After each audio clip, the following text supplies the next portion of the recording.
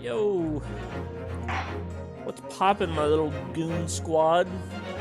We're back again with some more Ace Attorney's Chronicles. Yeah, see? Sorry, I just wanted to check and see if that worked. Let me think. So last time, what did we do last time? I think we were doing a little thing for a boy. I don't know. It's pretty cool.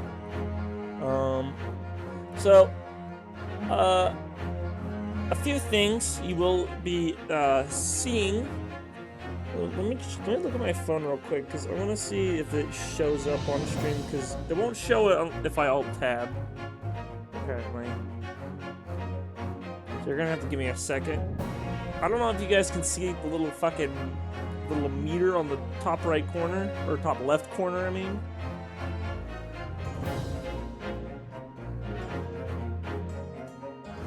No, you guys can't. Okay, never mind. Well, it's gonna be. So I did install a piece of software that increases the frame rate of games such as this game, which is locked at 30 frames. So now I made it so that the game runs at 90 frames, which is pretty gamer. So it should look a lot cleaner, a lot smoother than it normally would be.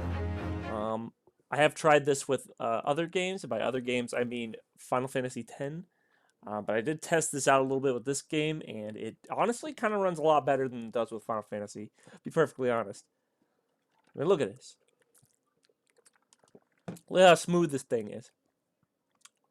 Oh yeah, we were doing this case, and then we found out there was like some what is she, like 15? She's like a 15-year-old girl, old fucking British girl who's hiding underneath. Oh, she's 7. Oh, wow, she's a lot older than I thought it'd be. What the fuck? She's 17? I thought she was like 15 or something by the way he was talking about it. No, this bitch is old. Yeah, well, you know. All right, let's see what she says.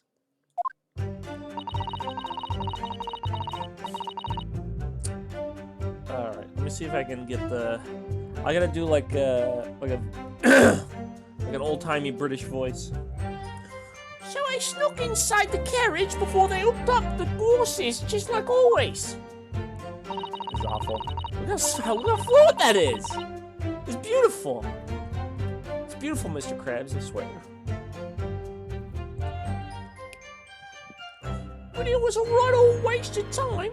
I got nothing to show for me troubles that night. I'll tell you can't see a blind thing in that hiding place. It's pitch in there. Then, after a while, I heard this loud bang. It nearly jumped me out of my skin, I did. And the scream just came out. Because of that, this swell found me. It did help me get away, mine. Okay, great. Well, this testimony was useless.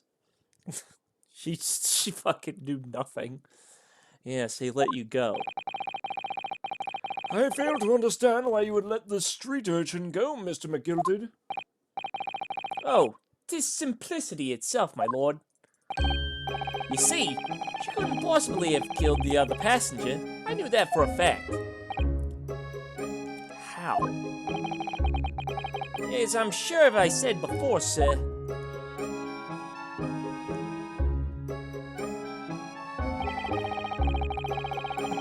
I was sitting right on top of the place where she was hiding herself. I think a demonstration is called for.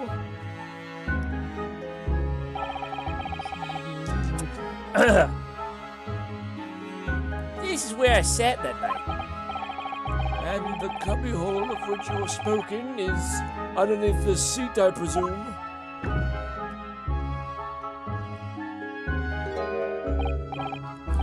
Yes.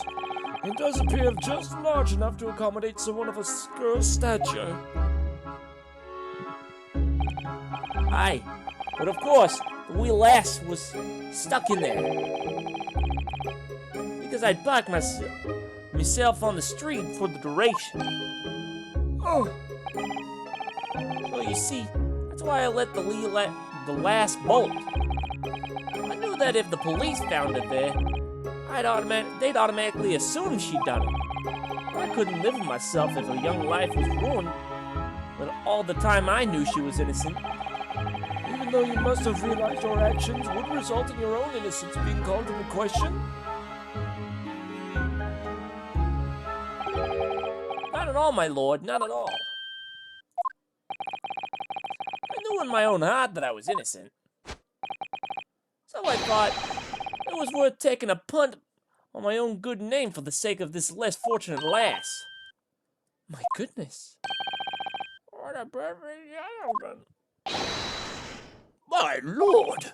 This fine example of a man cannot possibly be guilty of a heinous crime like this. I'm ashamed of myself for even doubting you, sir. Well, would you...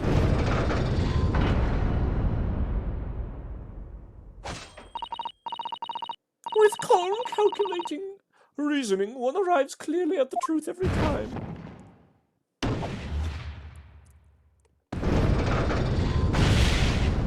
Well, would you look at that? Saints alive! All 6 members of the jury consensual in their leaning to a verdict of not guilty? Holy shit! Mr. Naruhodo, this... well, it must mean... It must mean what? that we're victorious. We won? Are you sure? Objection! Okay, what the fuck? In the sight of my iron-dealed Wellington offense, pray do be forgive the discourtesy.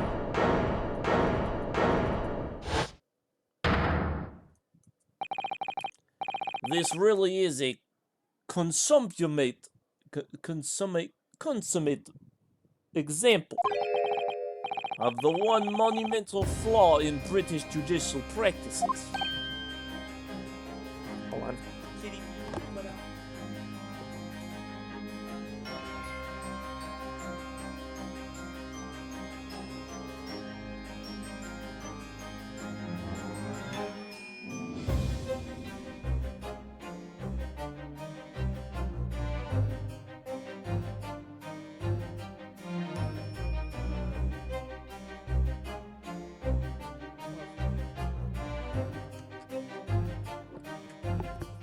Alright, I had to open the door a little wider so the cat could leave. I thought it was wide enough, but I guess not. Oh, never mind. Limo.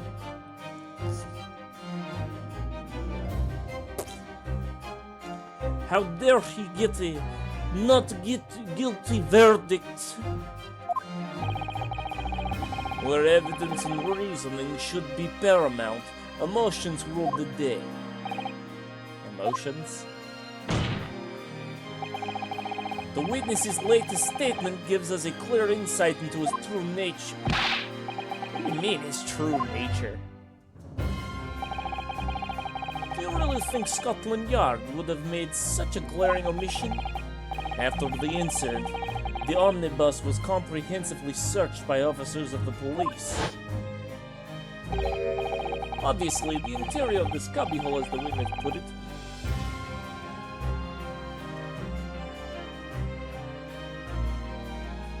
are you talking that mad shit, Kitty?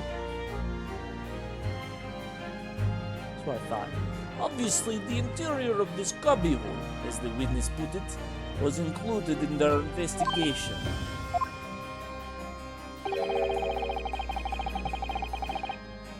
The compartment under the posterior seat was full of the coachman's belongings. It's noted in black and white here in the police report. Good lord! The evidence has been tampered with. In order to corroborate, what the fuck? I want to say corroborate Mr. McGilder's story. Someone has unlawfully removed everything from under the seats. What? I did notice that, yeah. Those were that seat was not empty before. Order! Order! How could such a devious contrivance, I said that right, possibly have been affected, Council. Naturally, we must acknowledge the deficiencies of the Constable Bill. Fucking stop using these words. Constabulary in allowing this to have happened. However, I assure you, when the omnibus was wheeled into the courtroom this morning, the compartment under the seat was not empty. Well, my Nipponese friend. Me? When the carriage was submitted as evidence, doubtless you examined it in fine detail, as would any self-respecting practitioner of the law. Pray, what did you find the condition of the undersea compartment to be? Oh, to be sure. The young gentleman will be able to clear this up in a jiffy. Sorry. Go ahead. You tell the court now, fella. How this is all an elaborate excuse by the desperate Lord Van Zykes. Well, Council, do you have something to say on this matter? What am I supposed to answer? What can I say about the state of that little compartment on the omnibus?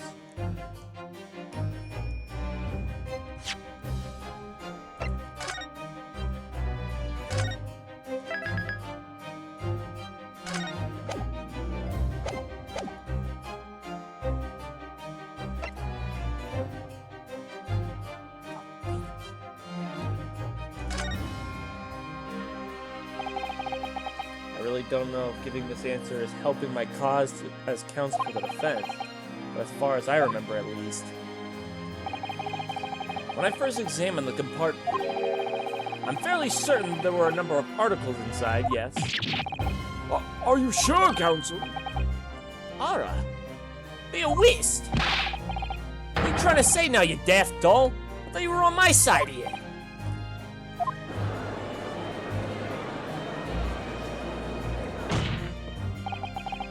What game are you playing? Your task is to defend the man in the stand. Why would you say something to compromise his position?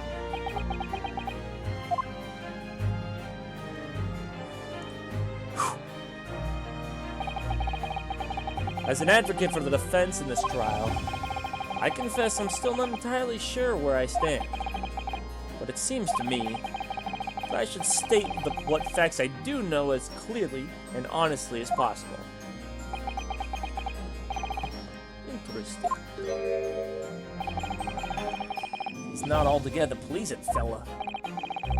I'm simply telling the truth, Mr. McGilded. Well, don't forget that you're supposed to be representing my best interests here, lad. Now then. A fella's memory is a curious thing, and not altogether reliable. No, the court must consider the facts. If there's a cubbyhole under the seat is as empty as the devil's heart, so it is. I think perhaps it would be in your best interest now to admit that you might have been mistaken.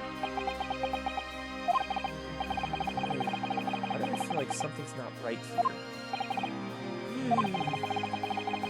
I should like the jury to weigh in on this matter, I think.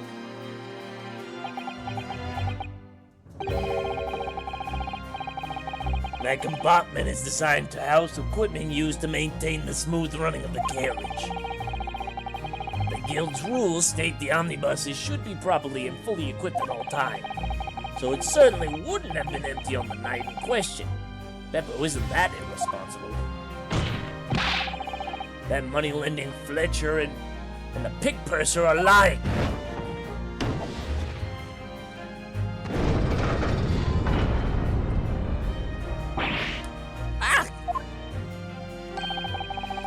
I can't believe I was nearly taken in. The stinking rich are always stinkers. Nothing but cowards, a lot of them. What? Oh, no. It's a trick. Of course it's a trick.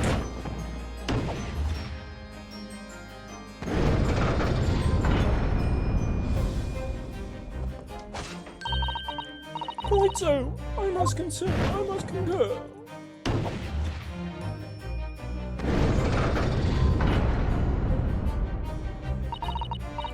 With calm, calculated reasoning, one arrives clearly at the truth every time. Yes, but every time is a different truth, it seems.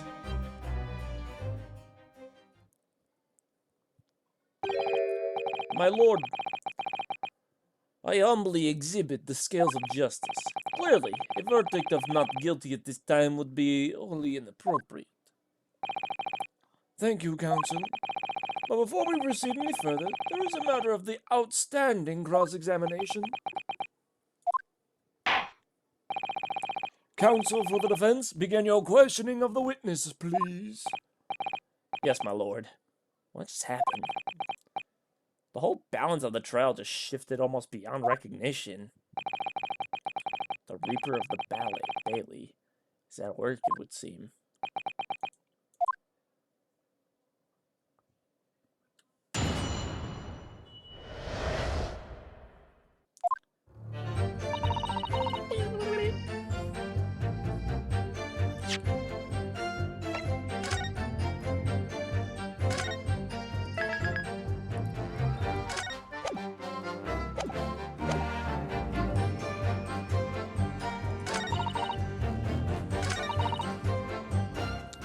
Have a carriage before they looked up horses.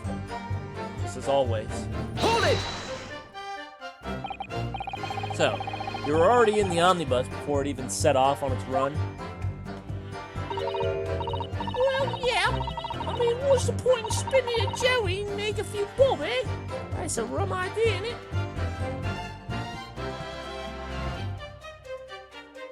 What? I suppose she means there's no point spending money to make money. Actually, makes sense. Counsel, may I remind you that this girl is a petty thief? Can you refrain from entertaining her tenants? Well, that does clear up a little mystery for the pheasant. 4 paying passengers at 5 pence apiece, making the 20 of to which the cabman testified. And 1 little scrapegate Grace riding for free. That conk of a driver always goes for some grub before his last run, see? Well, that's when I slip into the carriage and get myself hidden under the seat. Nice and easy, right? Your hiding place is a storage compartment full of equipment for the coach, you know?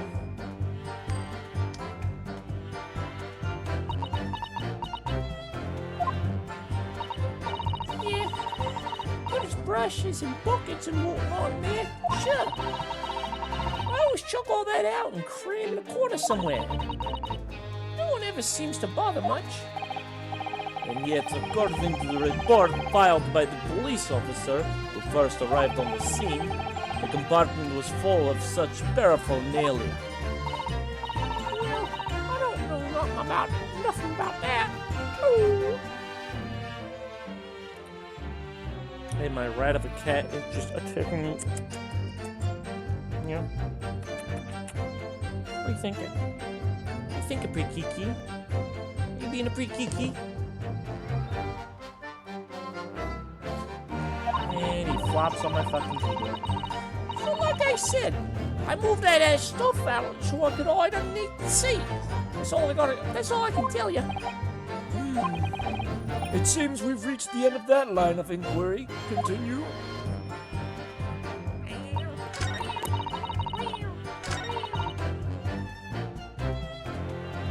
Oh yeah, there is one thing that I will note. There is kind of a... You might see some, like, weird graphical things. Whenever, like, something, like, big happens, I guess. I don't know. Don't worry about it.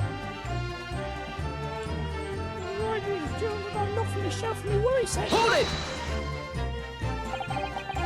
A waste of time. Why is that? Well, most nights I'm on my own in the guard appointment.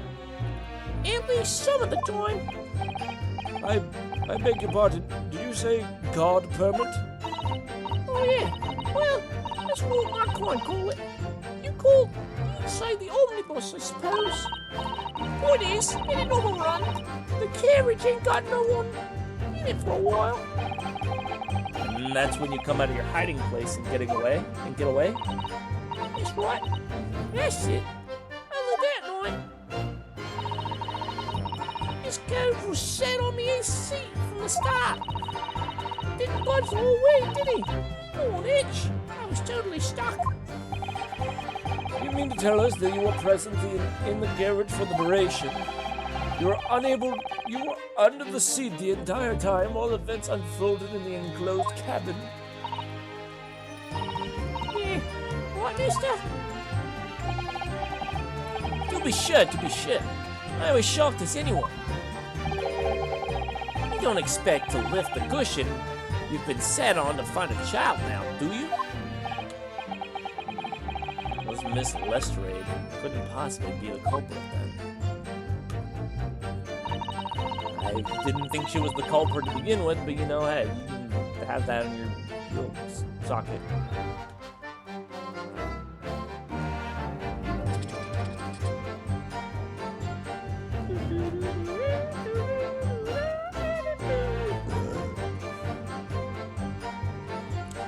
Can't see a board thing in that hiding space. It's pitch in there. And there's Ryan, this loud boy. Hold it! When you say a loud bang, do you mean the noise of someone falling on the floor? Could have been, I suppose. I don't remember so well. Point is, Mary jumped. And you let out a scream involuntarily. That's right. And when I left the cushion over my head, it right all of a sudden. Presumably when the defendant got up in order to help the victim, yes. Or not. It could equally have been the moment the accused stood up in order to stab the victim, could it not? Well, girl, did you see what happened at that crucial time? Yeah, I saw it. I pushed up the curtains and had a quick butchers. What? I had a quick butchers while I had the chance, didn't I? The Irishman was sitting up the bloke while they'd fallen down on the floor to sit opposite. That matches Mr. McGilton's account, of course. But then, the fella suddenly turns and looks right at me. I sunk back down. It was too late by then. I should never have had risked looking. Because this is where I found me. You did help me get away, Martin. Hold it! And when Mr. McGilton discovered you, he pulled you out from the hiding place? I was scared stiff. They dragged me out and set me down in the city's hole. Next to the victim, Mr. Mason? Yeah, the bloke had a knife in his guts. It was still bleeding. And the carriage lurched a bit, and he ended up falling onto me. Ugh, how awful. Both my hands got covered in blood. Made me feel sick as a dog.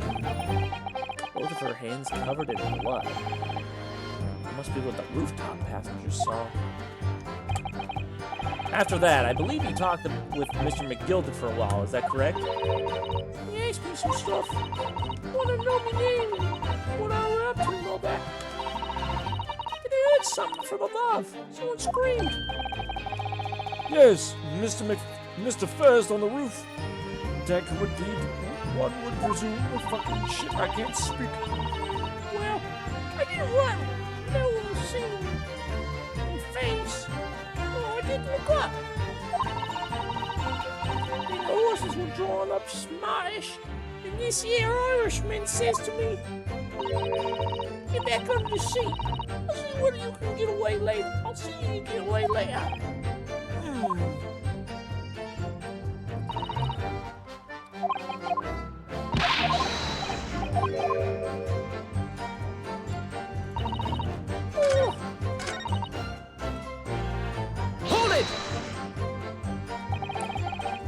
So you couldn't see out into the cabin at all?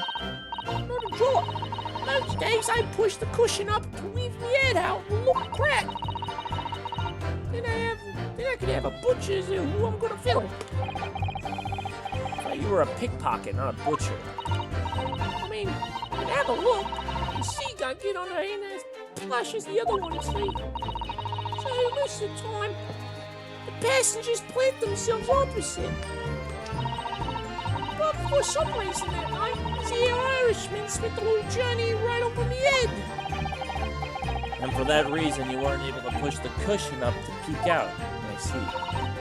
Truth is, I ain't too happy in small dark places. Well, now. Feels too much like being thrown in the clink. You have something to say there, Mr. Squidward? Is something wrong, Mr. McGilden?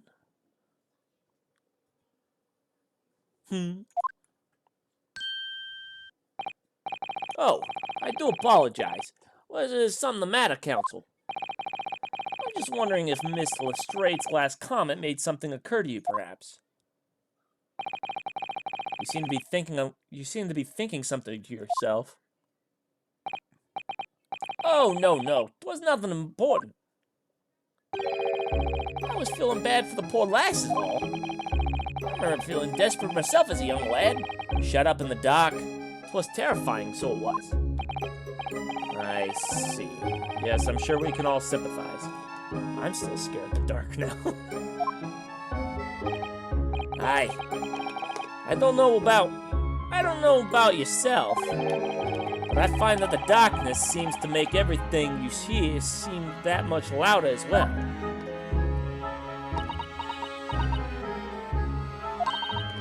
Yeah. I suppose it does. Maybe. Miss Lestrade, did you hear something that night? Anything? An unusual noise, perhaps?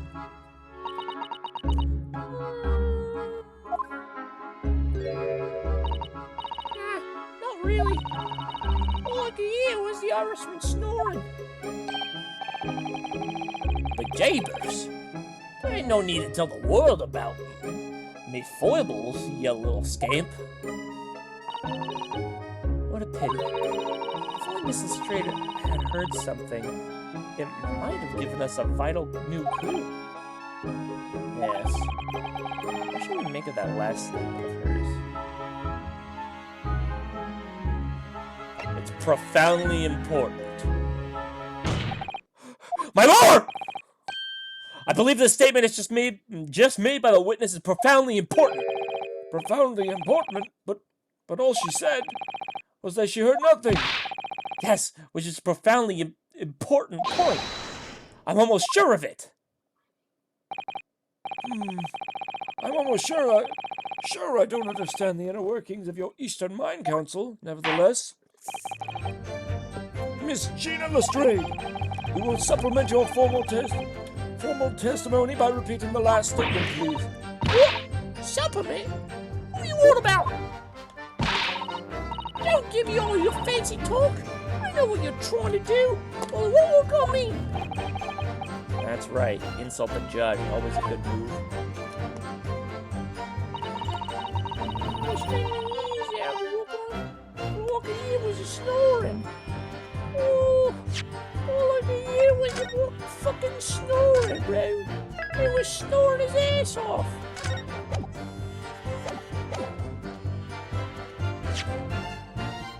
I hit him with the honk shoe.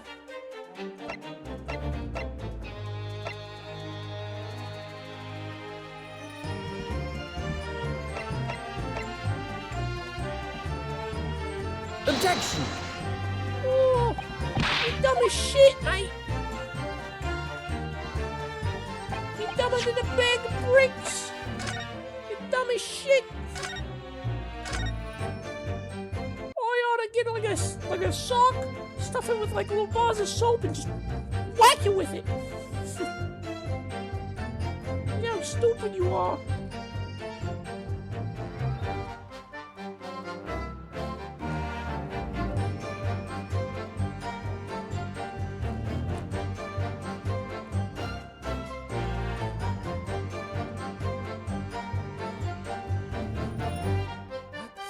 I had these ready. Hold on, give me a second. I gotta get my dashboard ready. 'Cause apparently, I thought I already chose it. Yeah. Know what I'm saying?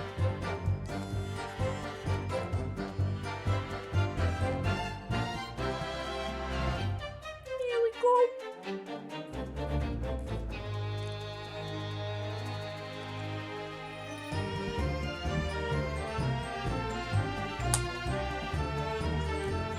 Yeah. Fucking shite. I gotta refresh my blipes. My little blipey blip so I can hit you the.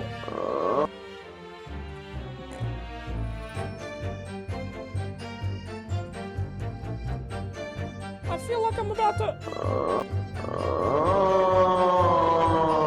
I couldn't stop it that time. Yeah,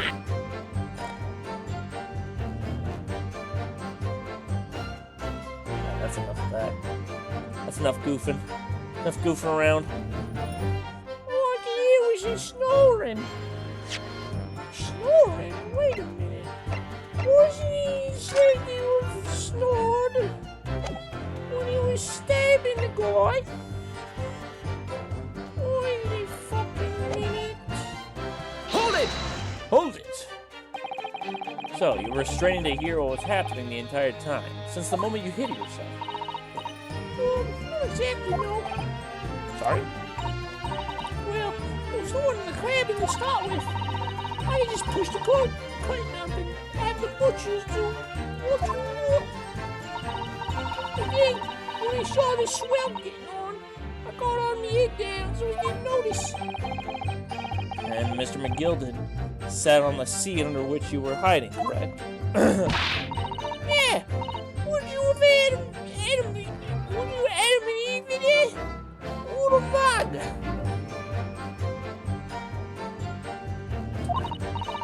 I mean, all I could do was listen.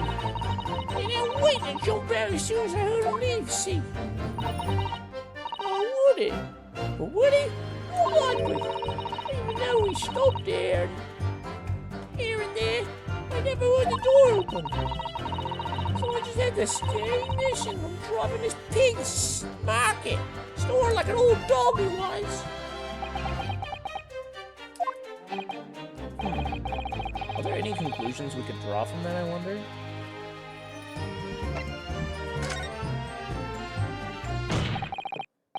Miss Lestrade, what you just told the court is clearly at odds with the facts.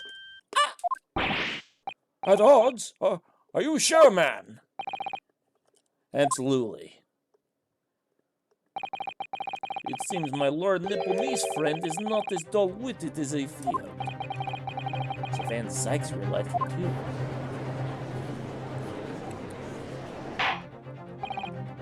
Counsel, I must insist that you bolster your claim with evidence, or some complicit party name at least. Yes, my lord. I expect you to demonstrate this alleged contradiction to the court. Miss Lestrade, while she was hiding in the omnibus that night, heard nothing but the sound of Mr. McGilden snoring. Think, Ryunosuke, think.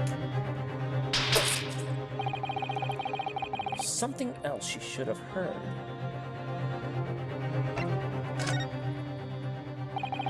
Very well, my lord. Allow me to elaborate. On a particular sound that Miss Lestrade could not have failed to hear on the night in question. The sound was very clearly explained by the presence of the following person. Take that! Thrice fired Mason? Yes, my lord. The sound that Miss Lestrade cannot have failed to hear is the one of the victim, Mr. Mason, boarding the omnibus. What the fuck are you talking about? Order! Order! Explain your reasoning, counsel. Miss Lestrade, allow me to confirm something. You claimed earlier that you were the first person on board the omnibus, is that correct? Yeah, of course I was. I got on while the driver was in the pub, didn't I? And the next person on board the omnibus with Mr. McGilden, And it was. Not a soul was in the cabin when I climbed aboard. At least, not in plain sight. so you were, to all intents and purposes, alone in the enclosed cabin of the omnibus at that time. Can I not just say as much? I wasn't traveling with anyone else, if that's what you mean. I saw him get on, remember? With a crack on the cushion. It was on his shirt. His fucking... It's really hard to try and like work this accent. And from what we've heard, the carriage made a number of stops after that on its onward journey. During which time, did you not hear the door opening or closing at all? Nah, never heard it. That's exactly what I was listening for, wasn't it? Waiting for this swear to leave. In which case, when and how did the victim end up in the carriage? We know that the victim collapsed inside the enclosed cabin of the omnibus. Therefore, Miss Lestrade's statement about what she did or did not hear is at odds with the facts!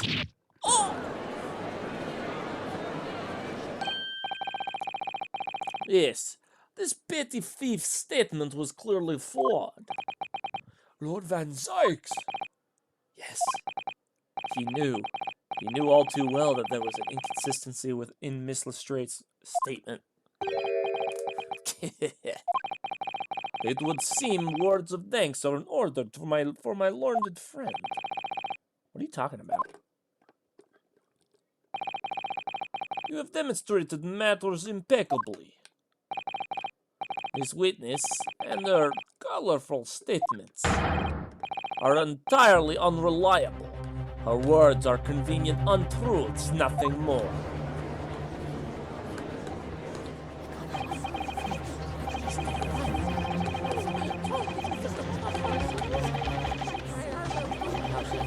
Oh, he's a pickpocket. Let's not forget that. This is some bullshit.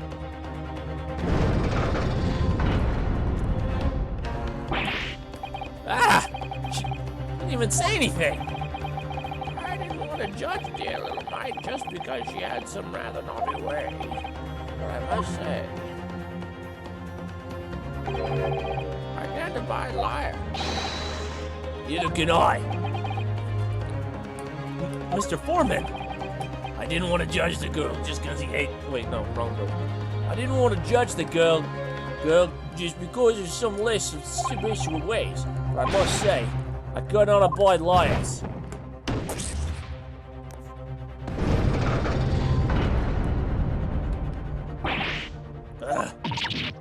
Mr. Naruhodo, there's 5 jury members leaning towards guilty.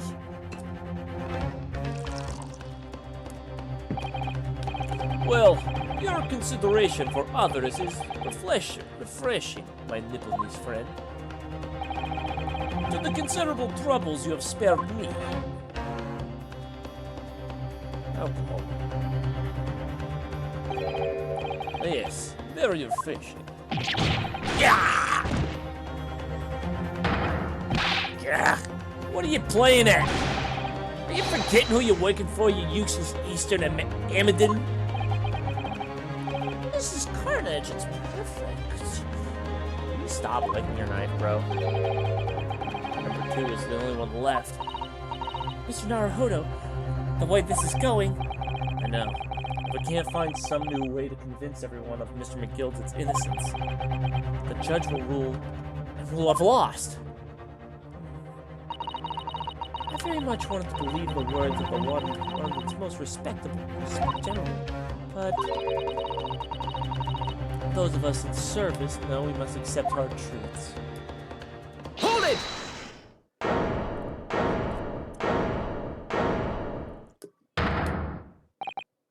Yes, the witness's last statement seems to be revealed a critical inconsistency in her story. However,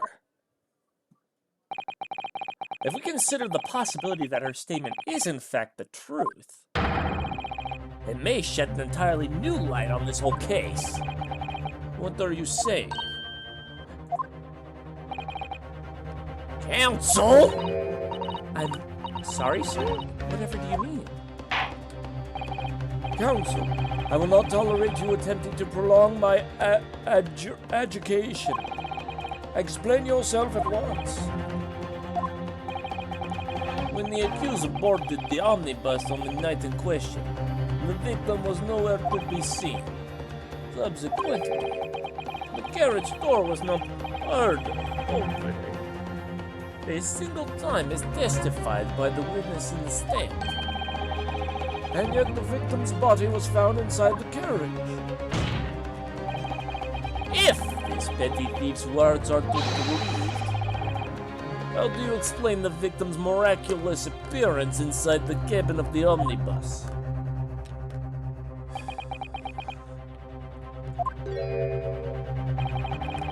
There's only one way to explain how the victim came out inside the carriage.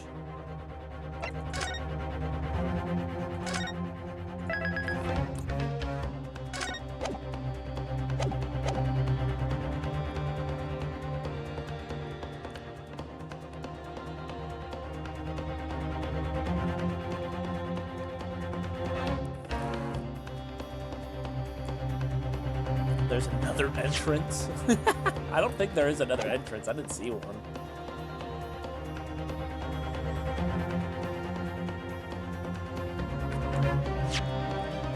Well, okay, hold on. Let me look at the omnibus. Is this okay, so this is openable.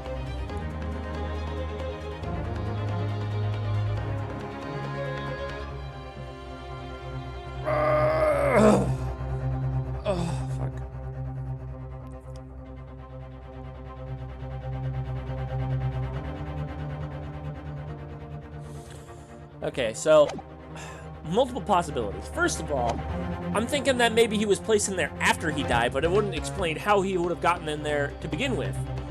For the first one, it wouldn't make that wouldn't make sense if he was already in there, because she just said that he wasn't in there. So then I'm gonna have to risk it. I'm gonna say there's another entrance. If the door wasn't open even once, the only explanation is that the victim entered an enclosed cabin some other way. I wondered what new fantasy you would come up with in your blind panic. But behold, the omnibus is here for all to see. Only one side of the enclosed cabin is furnished with the door. The other has only windows. Fixed windows, which cannot possibly be opened, sure. There is no entrance to the cabin other than the door. Well, there could be. There's one possibility you haven't considered. Oh, really? Yes. One other way inside that isn't the door. Another opening, to which could have been allowed the victim to appear inside the enclosed cabin. All right, counsel. The defense will identify the location for the court. Here is the omnibus in which the incident occurred. Where on earth is this entrance by which you proposed to the cabin?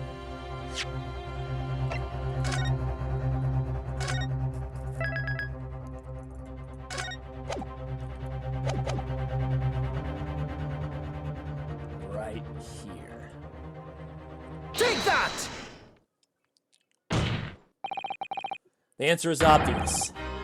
It could only been the skylight. I say, the skylight? Shit, objection! Your ludicrous proposal almost has me a loss for words, however. Objection! The skylight may be large enough for someone to pass Objection! through. That's skylight. So you claim. But do you have a shred of evidence to support your able-brained theory?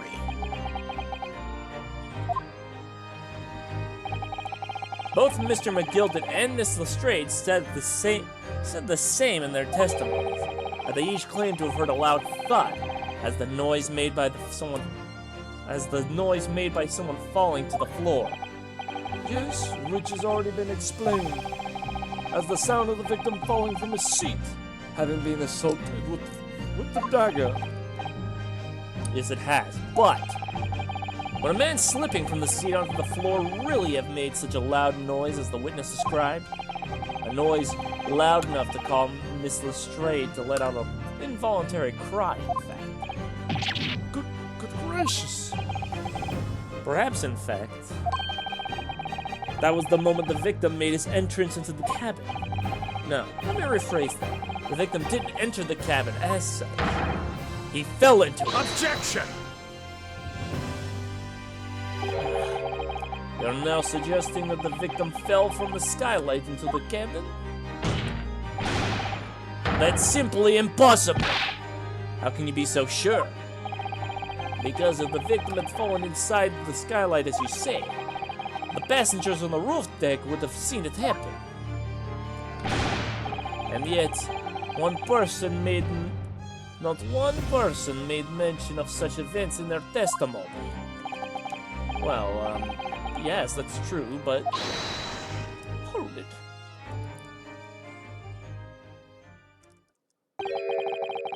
I'd a humble fella make a wee comment here. Mr. McGilden? To be sure now, the two fellas who sat on the roof that testify afore said nothing of a victim falling through the skylight. But it seems to me, my lord, that 'tis not so much a case of them not saying, but... Aye. 'Tis a case of them being unable to say. I think perhaps the two fellas do be having something of a compelling reason not to mention what happened. Would yous not agree, fine ladies and gentlemen of the jury? Oh my goodness, surely not. Those two chaps on the roof? You mean the ones who stuck the knife in the man were... Ah! Hold it!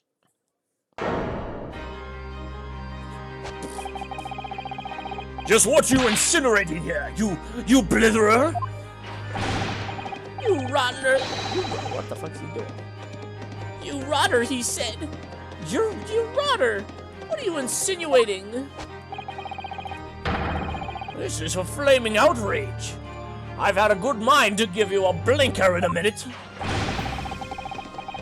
I'll give you a shiner in a minute, he said, and so I will. Mr. Fairplay, or effectively accusing me, a city gentleman and a well-respected banker, And me, a very angry hatter. suggesting that someone like me would have stabbed a man in the guts. It's a disgrace. It's scandalous. It's... I protest. I protest in the strongest possible terms. That's right. I protest too. About you rotten scandal.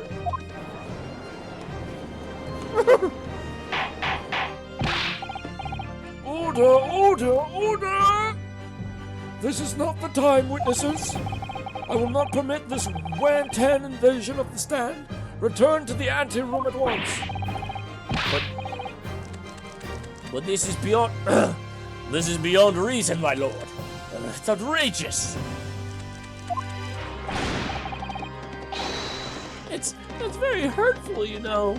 My lord, if I may comment. Go ahead, Lord Van Zykes. It was the defense that incited this outburst from the witnesses. My learned friend has seen fit to abandon all protocol and accuse the witnesses without proof. Accuse? I never intended to. It seems, young Nipponese, that your command of the English tongue is wanted. He proposed to discover that the victim fell through the skylight from the roof deck of the omnibus. This hypothesis cannot possibly stand without the rooftop passengers being aware of the events. You have branded these gentlemen liars, and you have intimidated their criminal guilt. In our British court of law, this is what is termed a baseless accusation. Oh, it's rash to put this idea forward without any actual evidence, but you can't just dismiss it without a second thought. What are we wasting time for? Get up to testify.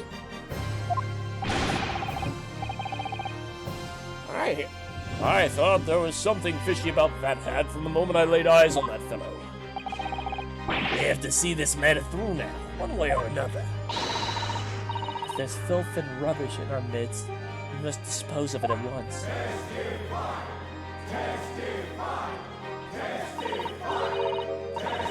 What's happening, Mr. Naruhodo? The spectators at the public gallery they're in a complete frenzy. Mr. Fairplay and Mr. First? My lord, you will take the stand again and make another formal testimony. In reference to the indictment brought by the defense. Yes, my lord. I didn't come here for this.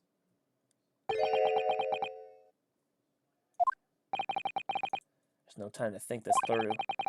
All I can do is keeping pushing forward. I mean, okay.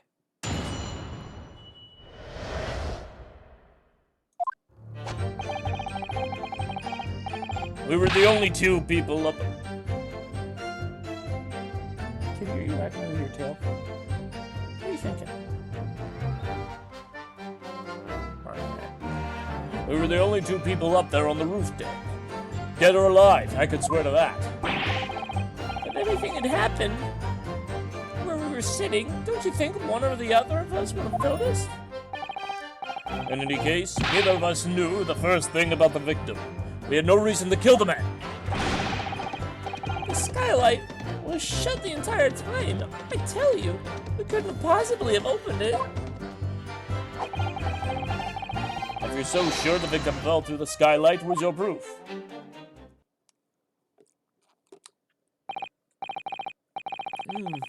Well, I must say that on listening to this testimony, it is somewhat hard to imagine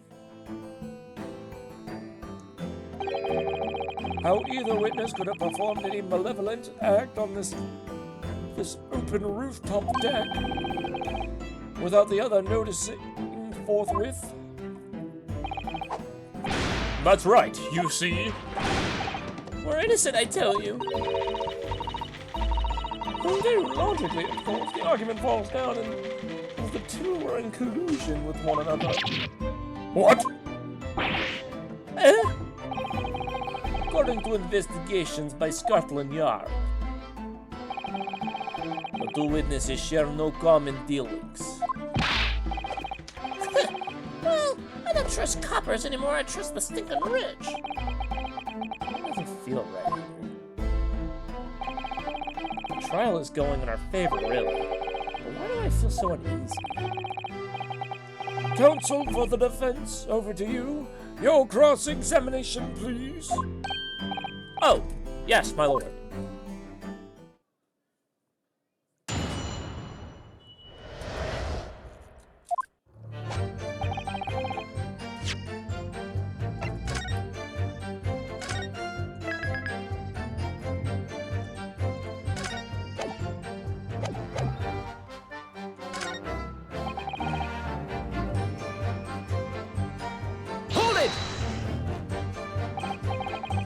Well, it was on the final run of the omnibus at past 10 o'clock in the evening. It would have certainly been quite dark, perhaps too dark to see clearly. Is this some kind of lark? Is this some kind of joke, he said? Is that what this is? Or perhaps one or the other, you fell asleep briefly. Are you fair dinkum, sir? Are you serious, Claire? That's what he said. That's impossible, I tell you. I'd give you the keys to the vault if you could fall asleep in that bitter cold. And if you did manage it, your eyelids would freeze shut and you'd never open them again. That's extreme.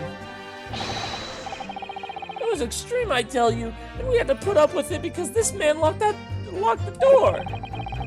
Any true Chen would have unlocked it and let me in when I knocked.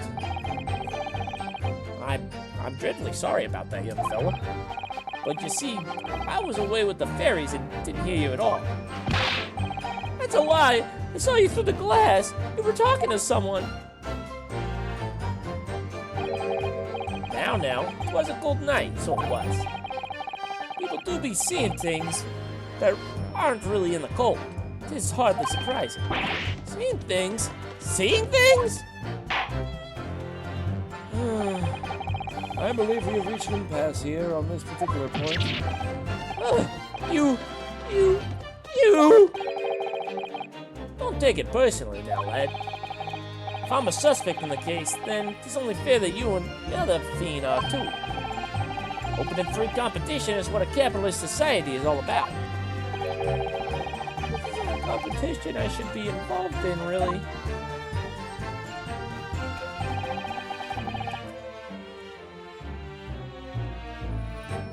Hold it! So you never met Mr. Thrice Fired Mason before? Oh, Lemmy, no. Not once. Never. He never met a man back. The man before he said never. And you, Mr. First? I had no prior dealings with the victim either. That's right, sir. Matters don't have much to do with brick makers, to be perfectly honest, sir. No, I imagine not. You see? How many ways can I put this?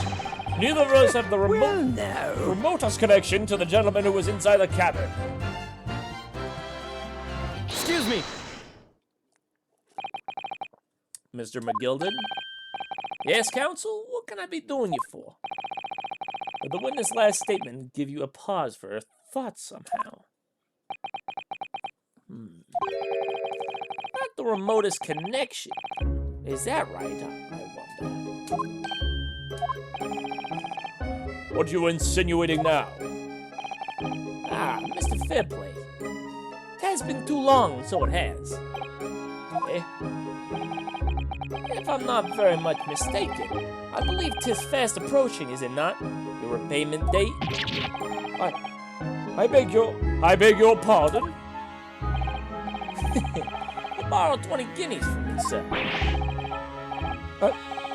At an inconceivable rate of interest. You tricked me.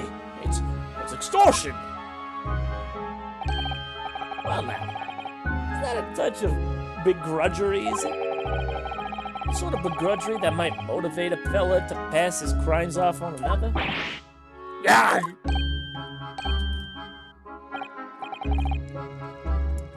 Young Mr. Feist. Me, sir? What do you want with me? You do be making hats for a living, do you not? That there top hat sliding off your head. Is that one of your own? Is that one of your own creations? Is it? Oh well, I'm still just an apprentice. You understand? I'm learning to find the perfect fit for whatever fine gent walks through the door. The perfect fit, is it? Well, it's very distinctive design, so it is. Many customers like it, I tell you. They like the distinctive touch. Customers, such as Thrice Fired Mason?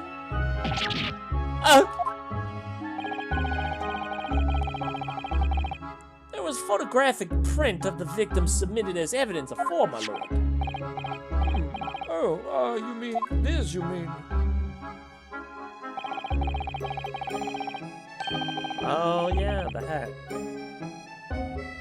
I can't help thinking that the poor fella's hat looks distinctly familiar, wouldn't you say? Oh!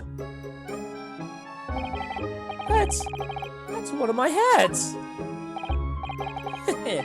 Aye, that is. So it would seem the brickmaker was a customer of yours. That sort of customer, I'd wager, would have a big quarrel with over the distinctiveness of the goods. Oh, no, sir. Absolutely not, sir. Well, there's really nothing more to add. It wouldn't be right to say that the two fellas here have the remotest connection to the victims you see. I rest my case. You little weasel. Ugh. He's better at this than I am. Gosh, Mr. McGilded has certainly been thorough in his research, hasn't he?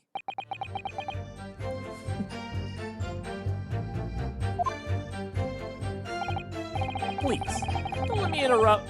Don't let me... What the fuck? Little interruption hold up the proceedings. I got that cheat for that. What did I get? For having identified the millionaire responsible for the victim's hat episode. Oh.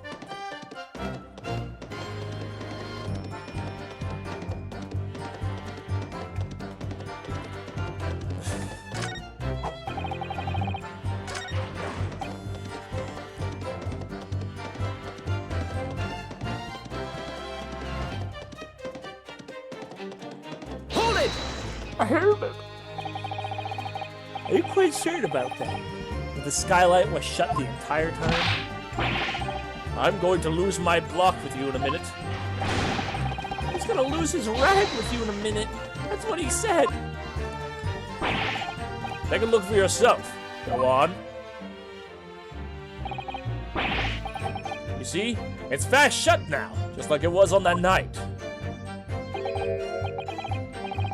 So it is, of course. A fellow the size of Mr. Mason could likely break through it. Still in all. What? Just looking at the size of the tin. You understand. Now you hold on there a minute, sir. The size of the ting means nothing. Now on the tone, let's consider the bigger picture here, shall we? Let's stop biting our cane, shall we? I was riding the omnibus on another occasion when, well, I broke wind loudly. I shocked myself with it as it happens. This is an unexpected confession, Mr. First. Oh, I mean to say, well, the point is, I tried to open the skylight, you see. But, it's my luck. I couldn't make it budge. The stench was terrible. Someone was looking daggers at me, sir. I went as red as a rogue, I did. Are you expecting me to sentence you? Oh, no, sir. The point is, the skylight can't be opened. I tried. Fine. I was inside the cabin of shame. Excuse me! Excuse me! Do you have something to say about that, Miss Lestrade? Miss Lestrade! It opens. Skylight. That's what we're talking about, right? Here's my get. Oh, hold on, let me reload. All them skylights open. Dead easy. More easily than you can load that weapon? It's a lie, I tell you. Otherwise, when I broke wind, You can't do it from the inside, you muck. Oh. Look, a few weeks ago, I was up the roof, on the roof deck of one of them drags. They had a grey hole. I mean, they had voices coming out of me ears. Miss Lestrade, this is not the forum to be alleging on the subject of your criminal activities. Well, anyway, I had a bit of a scare. When he lifted up the last bloke's face, he got wise at me. All four of them surrounded me, so I couldn't up off the bus and leg it. So what I did, I used the skylight. Open the catch and jump right through. What? Yeah, the catch for them skylights is up top. Can't open them from the cabin. The skylight opens from the roof deck? Bailiff! Jump on top of the roof of the omnibus at once and verify the witness's claims! Okay. Yep, there's the latch. Ah! Oh, my hat! See?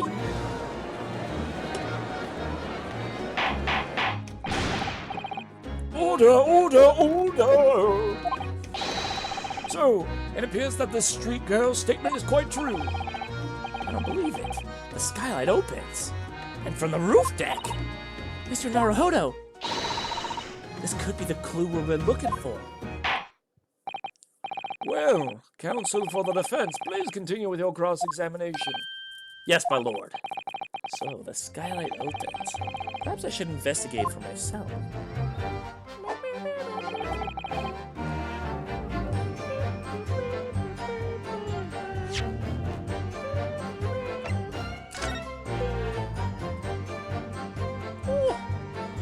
Oh, the bloody skylight. The skylight was fastened shut before, and now the cast has been undone. We should open it.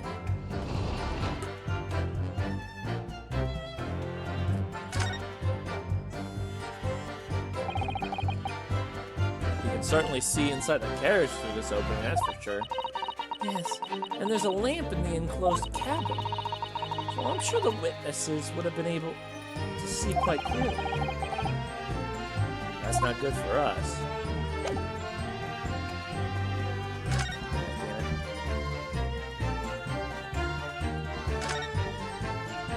Maybe we're supposed to go in?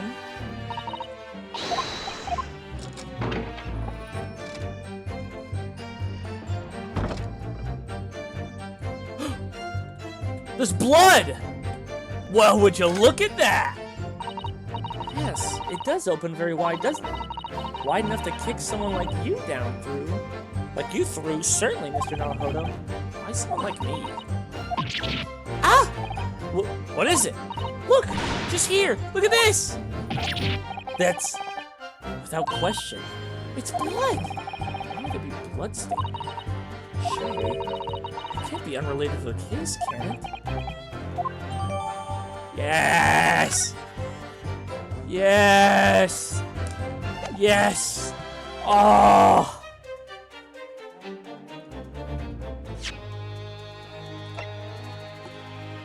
Objection!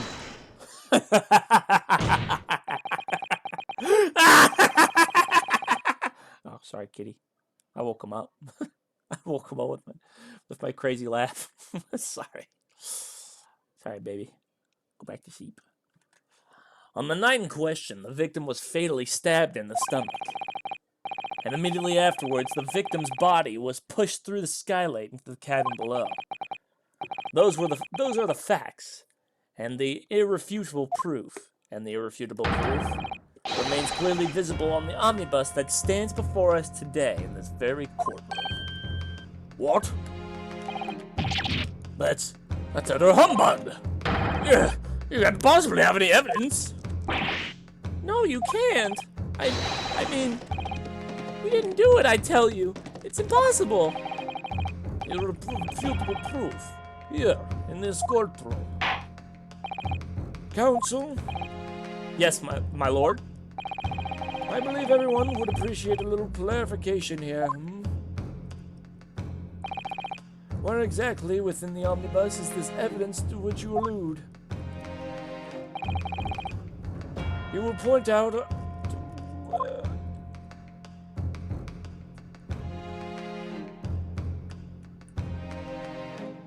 There you are. You little... Got it! Got it! By Jupiter! Is that blood? This bloodstain proves two things. Firstly, when the incident occurred, the skylight of the omnibus was open. What? And secondly, the victim was already bleeding when he fell through the opening. Oh my. And so it follows that Mr. McGilted, who was inside the enclosed cabin himself at the time, cannot possibly be guilty of this crime. Yeah!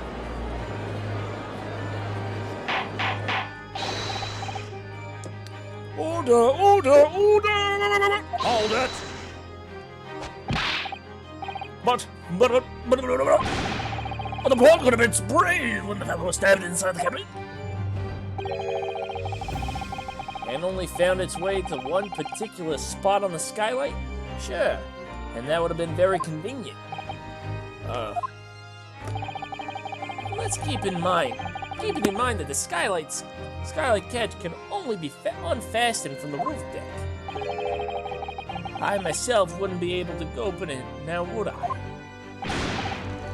But there's no way to know for certain, is there? If the gent really fell through the skylight, I mean. Why don't you have a good look at the floor of the cabin between two seats, Mr. Price? It's too plain, if you see. There's the aftermath that shows the poor fella dropped from a fair height right there. So it is. What? No! But it can't be true. It's all... Hold it! My fellow jury members, I think we can all agree that this clear proof is the defendant's innocence, can't we? I believe we can, yes, sir. It's clear to me now where the filthy rubbish can be found in this courtroom. So, if I could pull the wool over my eyes today.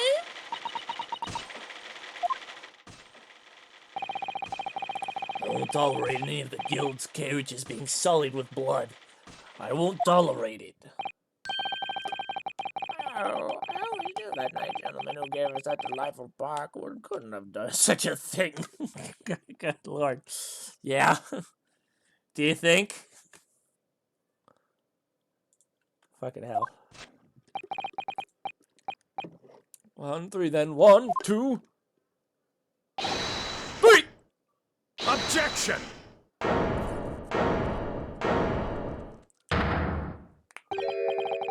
A chilling performance, Mr. McGilted. Oh, and what would you be referring to then now, Lord Van Zykes? A bloodstain on the frame of the skylight. Such evidence is null and void. What? Why? For one extremely simple reason. That smear of blood never existed. What are you talking about? It's there for us all to see. It's clearly blood. Objection! I personally attended Scotland Yard's investigation of the omnibus. The officers involved went over the carriage with a fine-tooth comb. So I can state with absolute certainty, no such smear of blood existed in the carriage. At least, not until this trial began. But, Are you suggesting, Lord Van Zykes, that this stain of blood was... fabricated, my lord? Yes. And while this court has been in session...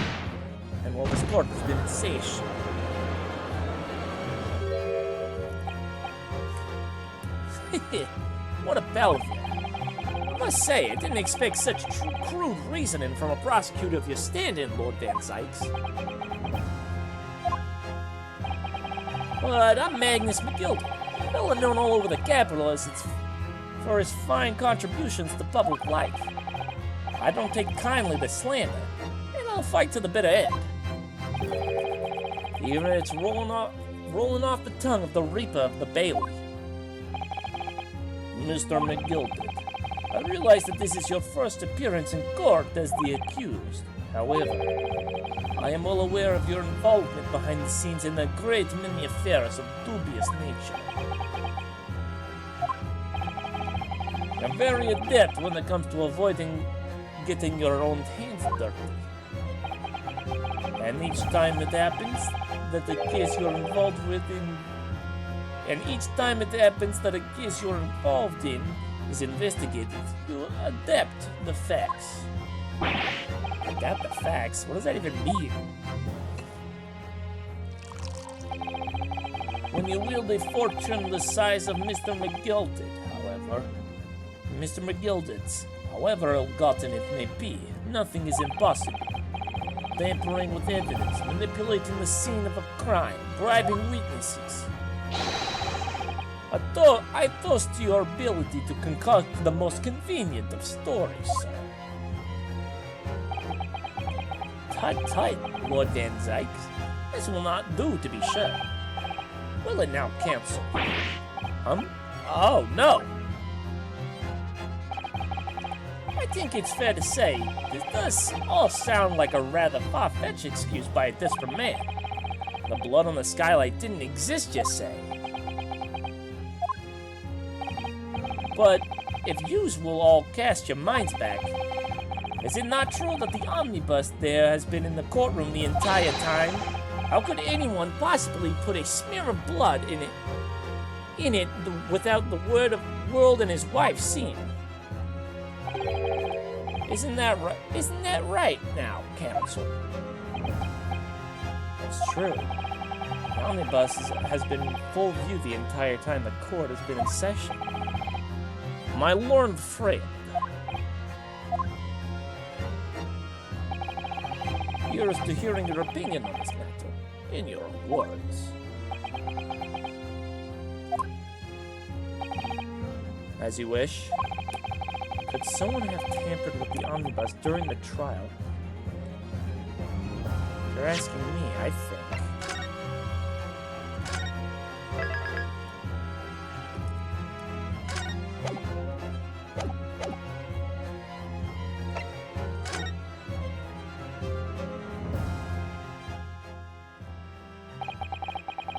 As a defense lawyer, it's my job to advocate for the defendant as best as I can. But still, I feel as though there's something more important at stake here. There is no evidence to suggest the defendant did as my learned friend suggests. However, in terms of having the opportunity to carry out the alleged tampering, there is one possibility. Oh! Good gracious! Explain yourself, counsel.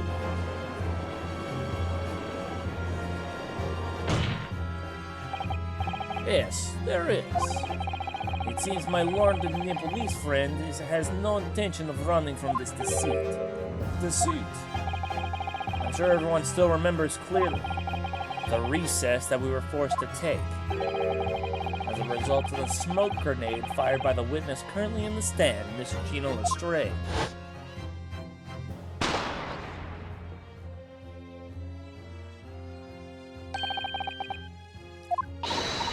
I already know about this.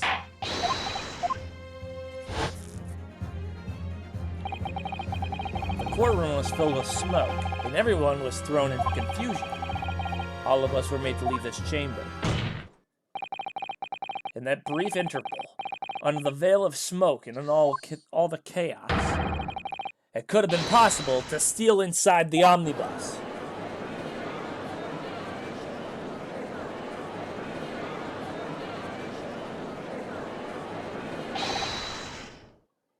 Are you wise? What are you trying to pull, you rotten feckless gouger? Feckless? Gouger? You're supposed to be defending me. This is a wicked plot. This plot to undermine me, so it is. Objection! Whatever you think this is, it changes nothing. The facts are the same. After this courtroom was evacuated earlier as a result of the smoke grenade, a number of inconsistencies materialized in relation to the omnibus. Inconsistencies, such as? To start with, the storage compartment underneath the rear passenger seat. When the police investigated the omnibus, his compartment was full of the driver's items. Secondly, we have a smear of blood on the edge of the skylight.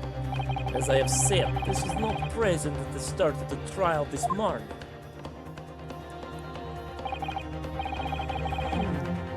Unfortunately, Lord Van Sykes, no one is able to corroborate your claims.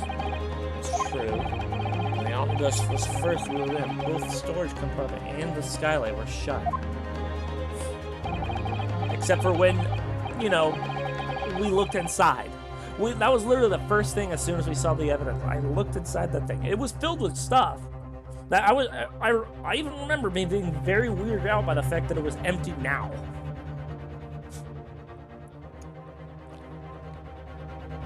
Accordingly, I'm afraid to say we cannot establish with any certainty if this evidence is a result of tampering or not. Indeed, my lord.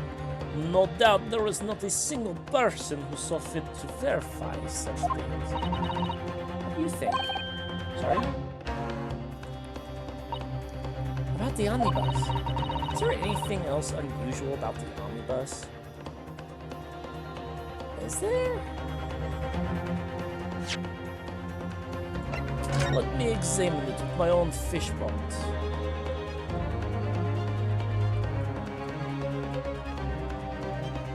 So yeah, there's the blood. There's the ass stain.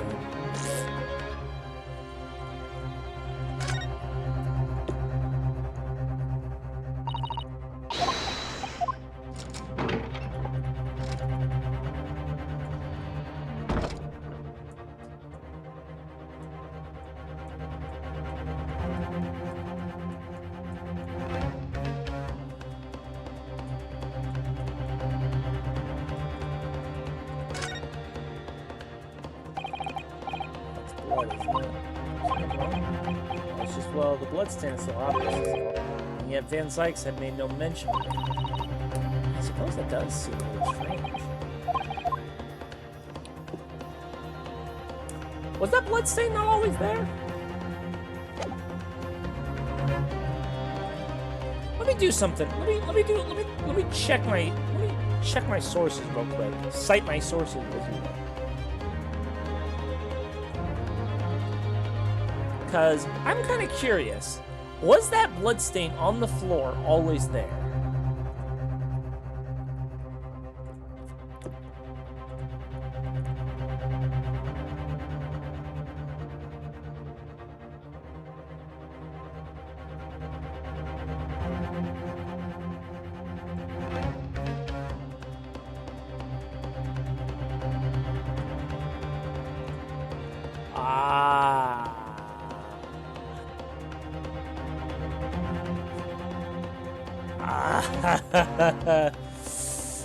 Okay.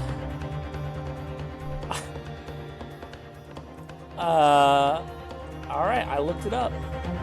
I looked at one of them.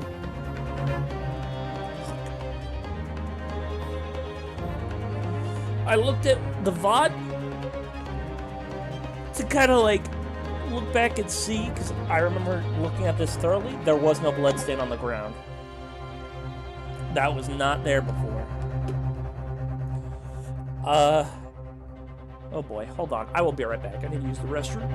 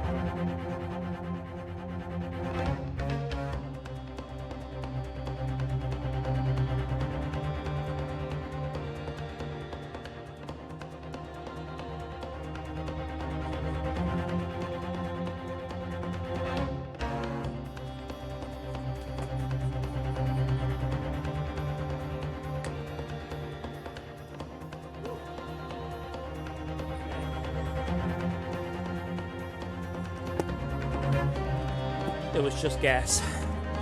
Gas. Gas. Gas. Alright, we're good.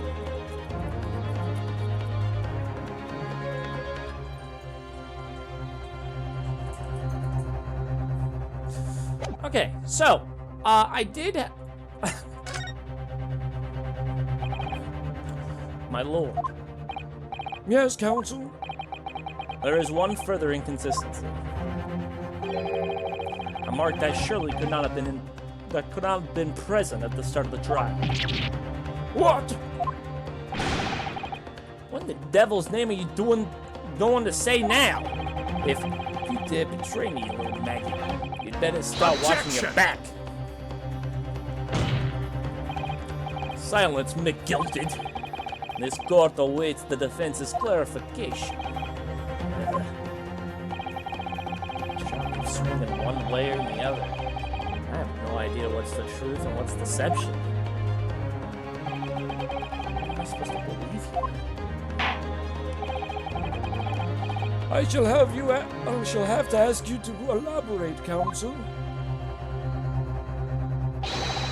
What exactly is the alleged mark you claim?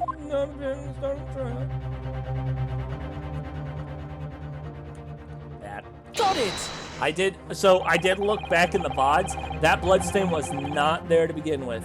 I thought I fucking knew. So I can't really talk about the skylight because, you know, yeah, like I couldn't open that. So I can't be 100% sure about that one. But the blood on the floor and the stuff in the cupboard, those were definitely tampered with. That I have to agree. If we consider the victim fell through the skylight of the floor of the cabin, you would certainly expect to find signs of blood where he landed. But as far as I recall, this blood stain on the cabin floor was not there when the omnibus was first brought into the courtroom. Good Lord.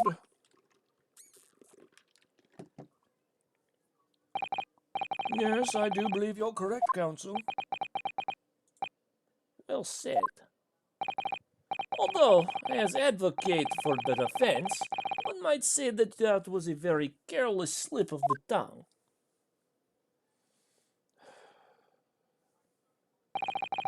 I believe that bloodstain on the floor is a decisive piece of evidence.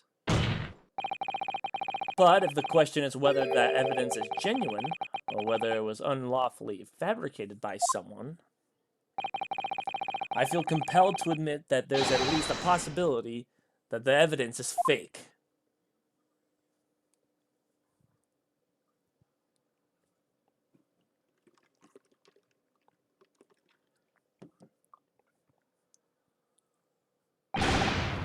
Ah!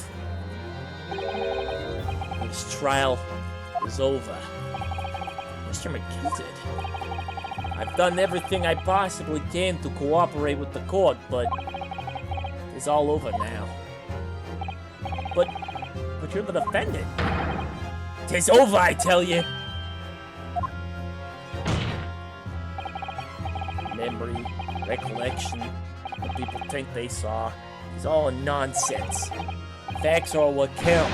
And the fact is, that bloodstain is there, now! Well... And all over the course of this desperate trial, long and extremely drawn out as it's been, that good-for-nothing Reaper of the Bailey has failed to present any decisive evidence at all. I'm scandalized, so I am. I'd thought better of Lord Van Zykes. Well, my lord? I must concur with the defendant. The unaffirmed recollections of an individual cannot stand as evidence. At this moment in time, the particular bloodstain in question is very much in existence, and in the absence of any credible method by which to prove its alleged previous non-existence, I regret to say it would be improper for this trial to continue. Your lordship can't be serious. Lord Van Zykes, what is your position? This prosecution, my lord, has no further witnesses or evidence to present. Very well. In that case, I believe we have explored every possible avenue in this matter, I shall proceed to my adjudication. As a formality, I am of course obliged to confirm with the defense first. What formality? As things stand at the moment, it would seem that Mr. McGilded will be found not guilty. Yes. Which would mean we've won. Is that really the right outcome here? Is it really alright for the trial to come to an end now? With all these unexplained inconsistencies? Counsel for the defense, your closing statement, please.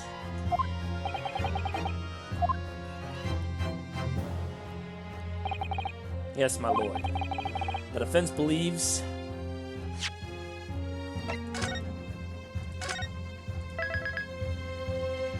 I'm gonna do it, I'm gonna fucking do it. Listen, man, ever since what happened with that fucking, the dude with the red coat from the original trilogy, if he's guilty, he's guilty. Even if you're defending him, you gotta prove he's guilty. Otherwise, you're dumb as shit.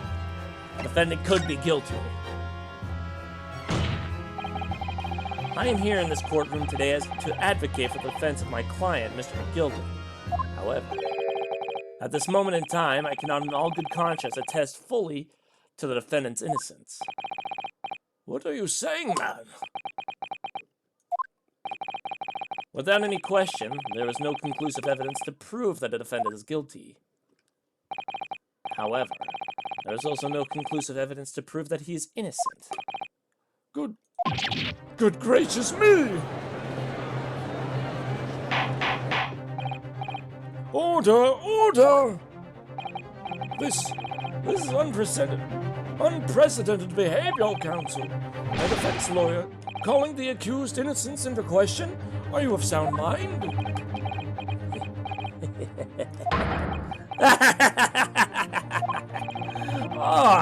It was a grand decision to appoint you as my lawyer. So it was. A grand decision. What? I must say, I didn't expect quite...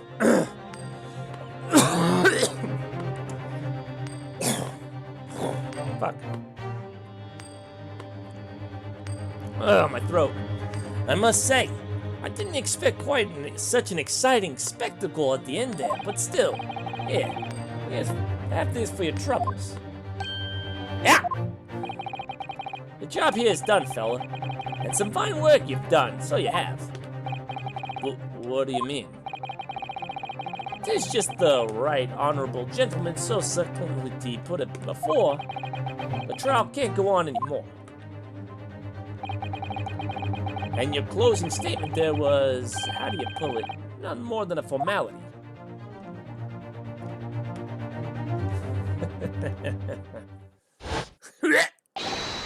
Wow! I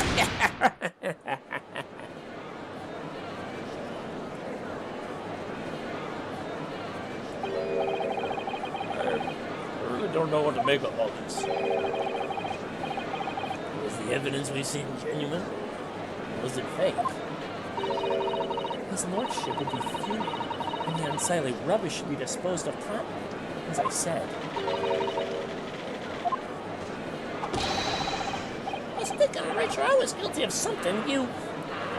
not my words. I'm terribly ashamed that I ever doubted that lovely man who gave her life. Now that the proceedings have unfolded this way, I am compelled to declare a premature end to this trial. Furthermore, the court must accept the defendant's plea.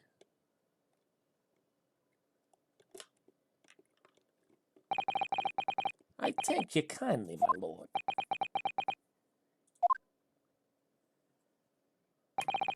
I hereby pronounce the verdict of this court.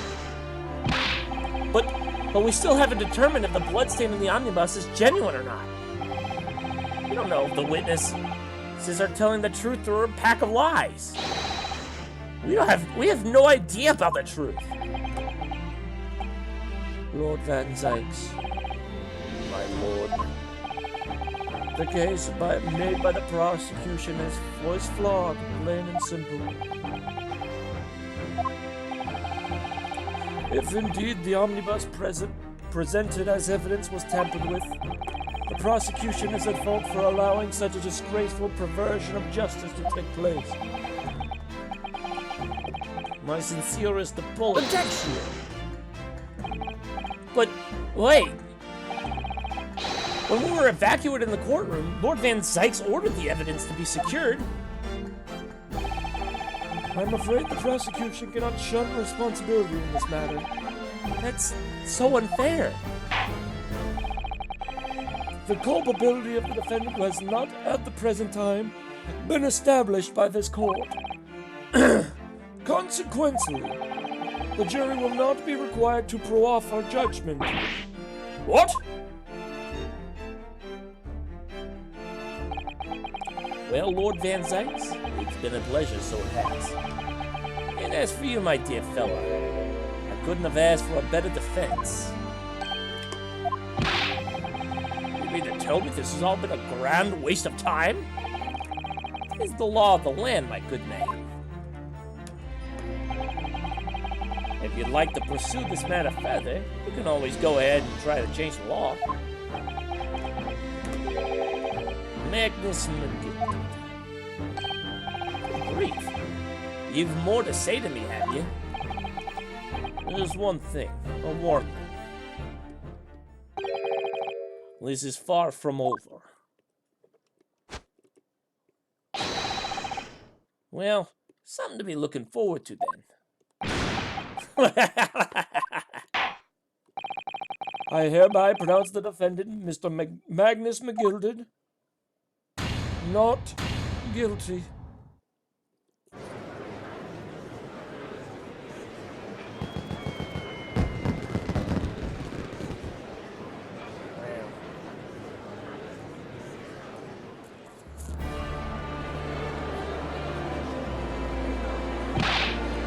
Can't believe it. This is an outrage. You're talking about the man who been cleared. He's innocent.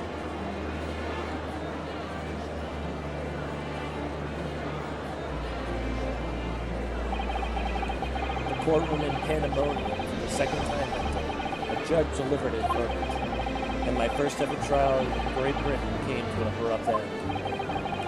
With the defendant being found not guilty, ostensibly a victory for us.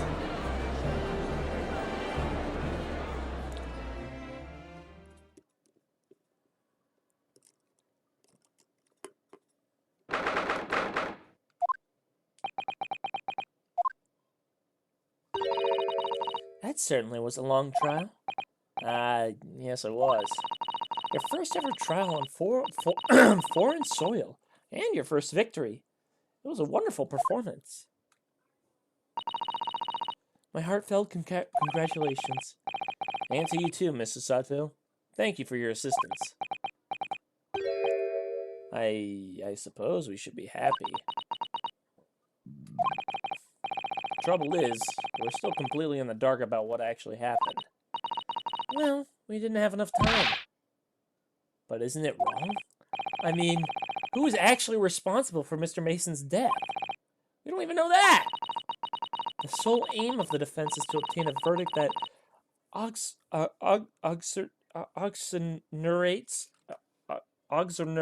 Is that, how the fuck do you say that? Oxonerates?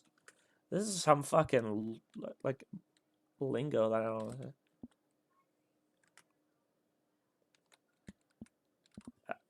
Exonerates? Is it exonerates? Exonerate. Oh, yeah, exonerate. I will, okay. See, I got it right there for like a millisecond.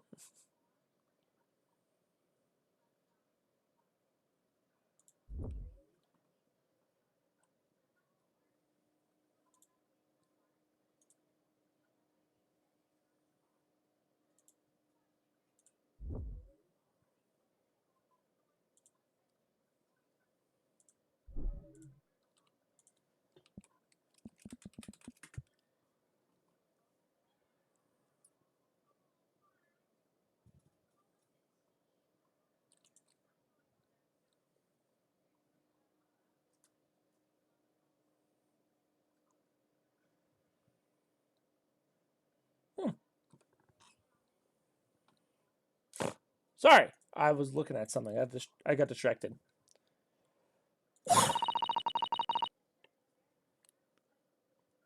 You carried out your duty to perfection.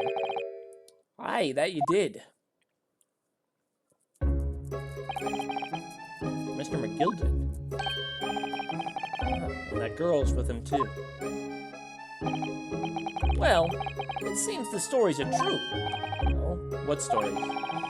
About the 6 enormous fireworks they do be letting off when there's a verdict of not guilty. I'm sure you must have seen them by now.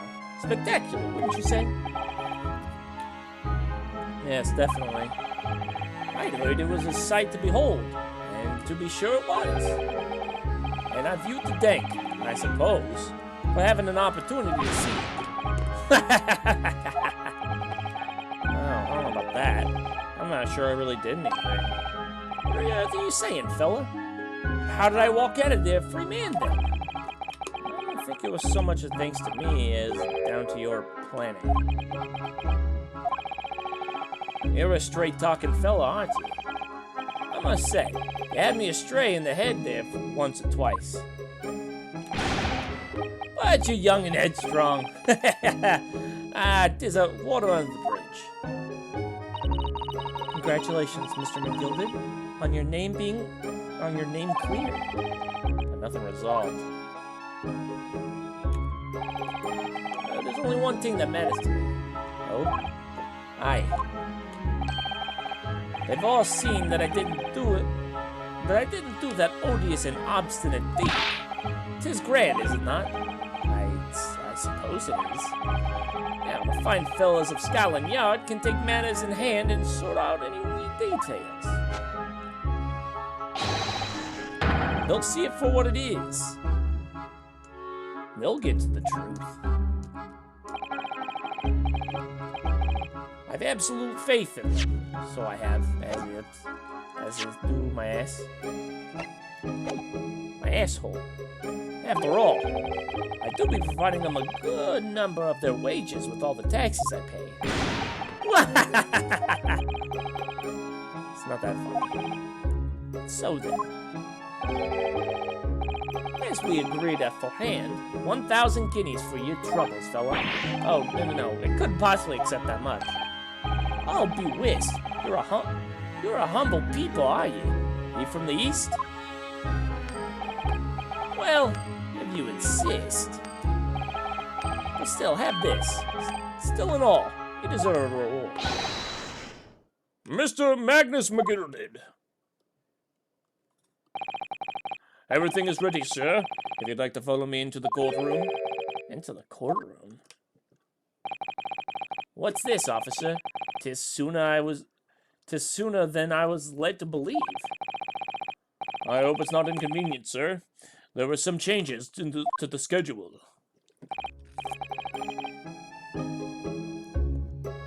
Well, I must be making tracks now. 'Tis time for the inspection. Sorry, what inspection? They're going to examine the omnibus again, so I'm told. I asked if I could be present for it myself. They're going to examine it again? Now?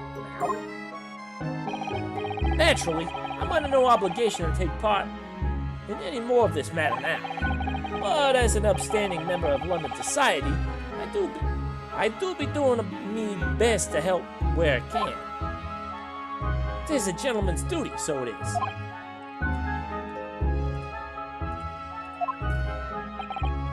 So then, fare thee well. 'Twas an absolute pleasure meeting you. I hope you have a whale of a time while you're studying here in Great Britain. And there he goes, a free man. Oh, I forgot she was here too. Oh! Oh, shit! Fuck! Son of a bitch! Don't move! As in, whereas I want to say, get a move on. She really does take forever to load that thing. Miss Lestrade, would you mind putting that thing down? You're a grown-up. Sorry? And I get all grown-ups. Ah, there you are. Oh, what the fuck? Who is this lady? Naughty, naughty. Running off like that? Is this some kind of picnic? Who's this little girl now? And Tika with that. And Tika down with you as well. I was looking forward to the trial run of my experimental smoke grenade launcher. Ah! Oh, do you want to play? You won't be me. Excuse me, but who are you? Oh, good day to you. Well, the inventor, I suppose, of that machine. The inventor? Well, normally smoke grenades are so dull. Don't you agree? Wide, and more wide. If you had to be sharper than smoke, it should at least be a prettier color. I thought to myself. Do we have to be sharper than smoke, though? At all? I just took my eyes off it for a moment whilst I was changing into onto a different omnibus, and she pitched it. Luckily, I fitted with the telegraphic beacon. What's it? What? What the fuck? What the fuck is she talking about? I have no idea what this girl was saying. Give me both, sister. Anyway, you're coming late now. Back to my laboratory. What? What for? To apologize, of course, silly. To my technician. What? You mean, say sorry? You must say sorry when you've done something wrong. Surely an adult has told you that before. Hey, they do. I don't listen to no adult. Come along then, follow me. Fine, maybe you wait. Oh, good. I know you'd want to do the right thing in the end. I'm fairly sure that's what she wants to not get shot by that massive gun of yours.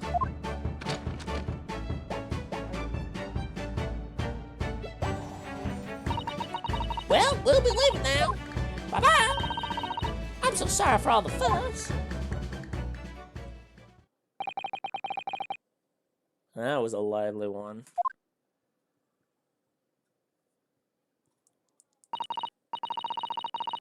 Well, do you think perhaps we ought to be on our way now, too? Yes, you're right, but... Where to? Oh! We haven't had time to find a place to stay. No sooner had we arrived in London than we had rushed here. All our traveling cases are still with the bailiff.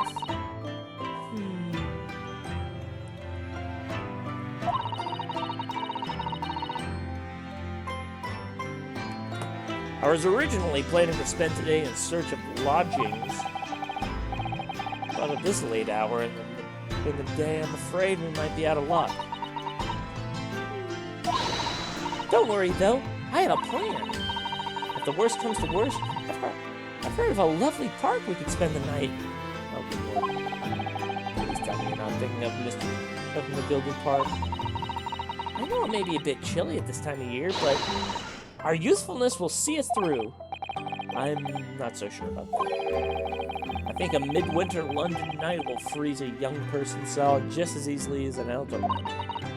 Oh dear, that doesn't sound agreeable. Now I'm starting to regret turning Mr. Gilded down. That 1,000 guineas would have paid for a lovely warm room, or a mansion.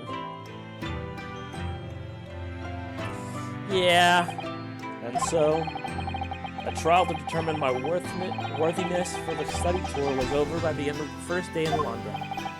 However, as we were soon to learn, there were more trying times ahead. Just as the Reaper of Bailey had warned, the case was far from over.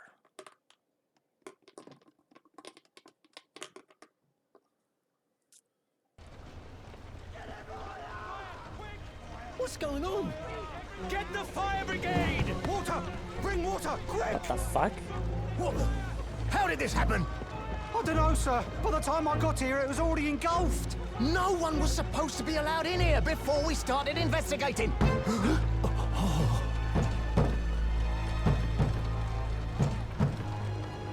No. Oh, good God. There's someone in there.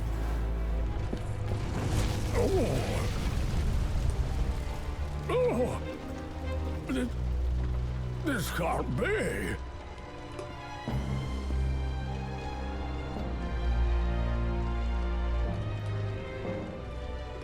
Is nobody gonna help, like, get them out?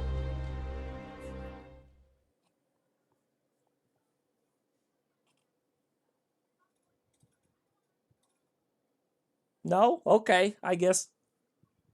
Someone died in there. Maybe. We'll see, man.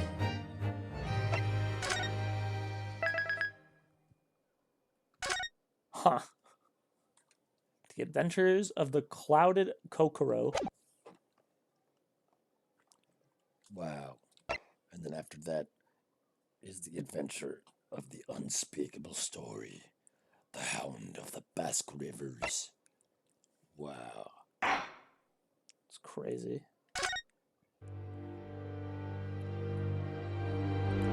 Episode 4. The Adventures of the Clouded Kokoro. I begin to think, Wilson, said Sholmes, turning his head languidly in my direction, that there is more to this case than that which we have observed. Indeed, that there may be another part to this story that we are yet to discover. His eyes wandered, following the steam rising from his cup of herbal tea, leading him to the distant memory of that snowy evening. To the young lady collapsed on the pavement along Briar Road, and to the knife in her back. Lit in the soft glow of gas lamps, a most extraordinary scene had set. And under the cover of a light fog, the curtain had risen silently on the insoluble mystery of our invisible killer.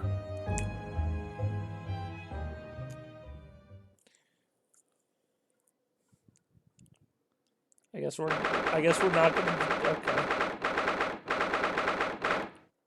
That was weird. Did you sleep last night, Mr. Naruhodo? No, not at all. It was an enormous hotel, wasn't it? The rooms were so luxurious. I felt like we were staying in a palace. And with all the gas lights twinkling, it was brighter than day even in the middle of the night. What about the enormous beds? After my time on the SS Bureau, I wasn't going to waste a single inch of that space. I spent the entire night rolling on one side of the other mattress on the other. Oh, yes. It was really the sort of night you could only dream of normally. Except, when we learned that we owed £3 for the room, that dream quickly turned into a nightmare. Oops. Sorry about that. The building was impressive. It was so impressive that the entrance was so inviting, I just wandered in without thinking. In a lodging house in Japan, the sum of money would put a roof over your head for a whole year. That sort of money. I did try, but I'm afraid I couldn't help my tears when we were presented with the bill. I really am sorry. But never mind. We found some more affordable lodging straight away, though. If we're not careful, our entire stipend will be used up in 10 days or less.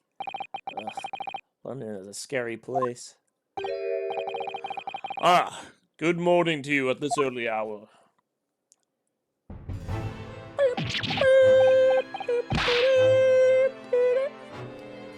Oh, yeah, well, fuck. Good morning to you, Lord Chief Justice. We have come to report on the outcome of the trial at the Old Bailey yesterday.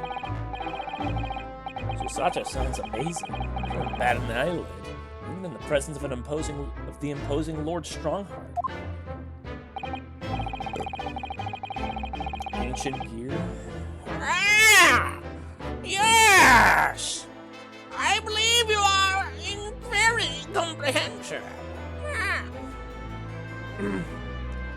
Yes, I believe you had very comprehensive intuition into initiation into British courtroom practices.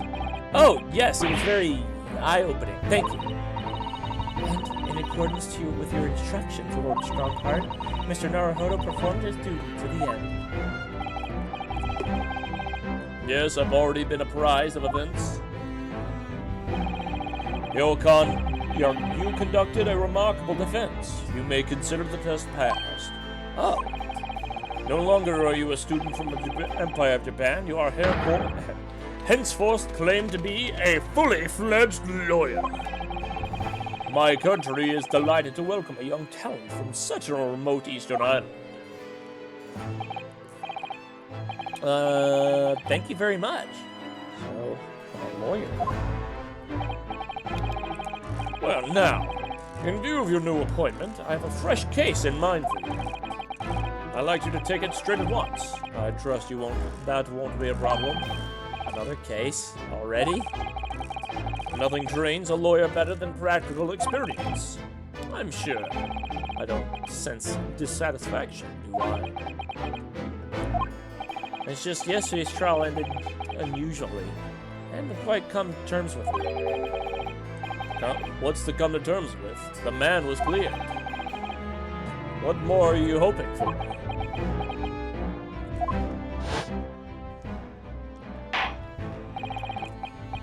Oh man. I think we've already done this shit.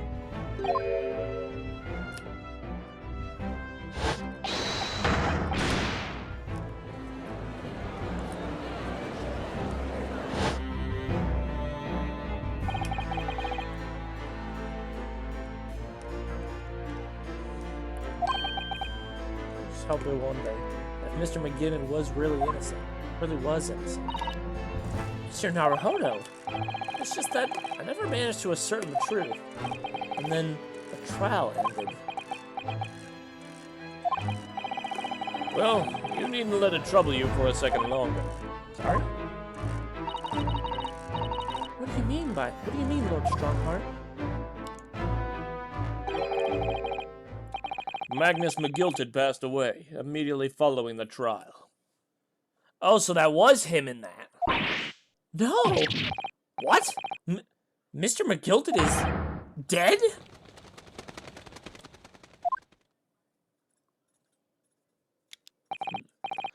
I have 19 minutes and 41 seconds until my next engagement. Time enough to talk. So, let's talk. I don't understand. What happened? How could he be dead? After the trial concluded yesterday, there was a great commotion in the Old Bailey. As you'll presumably recall, an omnibus had been wheeled into the courtroom. Yes, of course. That was the scene of the crime which Mr. McGilted had been accused of. Precisely. Well, while the bailiff's attention was diverted by some other matter, the omnibus went up in flames. No. How could such a thing have happened? That is being investigated as we speak. But already, the police have identified a corpse found inside the charred shell of the carriage as that of Mr. McGee. That's awful. The man must have slipped inside whilst the bailiff's attention was elsewhere. The bailiff really needs to pay more attention. And how could that have happened? That is also being investigated as we speak. Thinking back now, immediately after the trial, Mr. McGilden did mention going back to the courtroom to look at the omnibus. Well, I must be making tracks now. It's time for the inspection. My asshole. An inspection of the omnibus? Not to my knowledge. I don't believe Scotland Yard had any intention to re-examining the carriage. But then who was Mr. McGilded talking about? Never mind that now. The Yard is making a thorough investigation. This matter is no longer any concern of yours. Leave it to the police. Oh, Mr. McGilded. That is a little sus, though. If the cops had no fucking... So... What? What? So was it the bailiff? The bailiff was... Was he the murderer? Was he the fucking... He's the murder man? It was the butler, he did it. Oh, how did you find your first taste of our country's Supreme Court? Oh, well, I mean, it was... Wow. Mr. Naruhodo. Mr. Naruhodo means that the whole experience was steeped in the solemnity of Great Britain's long history. It's really a world apart from our judicial system in Japan, which is only a few short decades old. Wow. Susato-san has a way with words. And you seem to have a way of failing to find the right words. The judicial system here is the most advanced in the world. Learn all you can. Most advanced in the world, is it?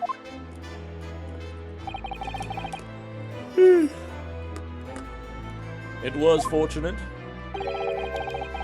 I farted and a poopy almost slipped out. That you farted and a poopy almost slipped out. Simple? That was simple? As I believe I mentioned yesterday morning, it was a trial you couldn't lose. I don't mean to be contrary, Lord Strongheart, but the case was anything but simple. The circumstances of the case were so incriminating, I was stunned when I first heard them. In fact, I'm still finding it hard to believe that we managed to get a favorable verdict. Is something funny? No, my apologies. However, the fact is that you did receive a not guilty verdict you set out to achieve.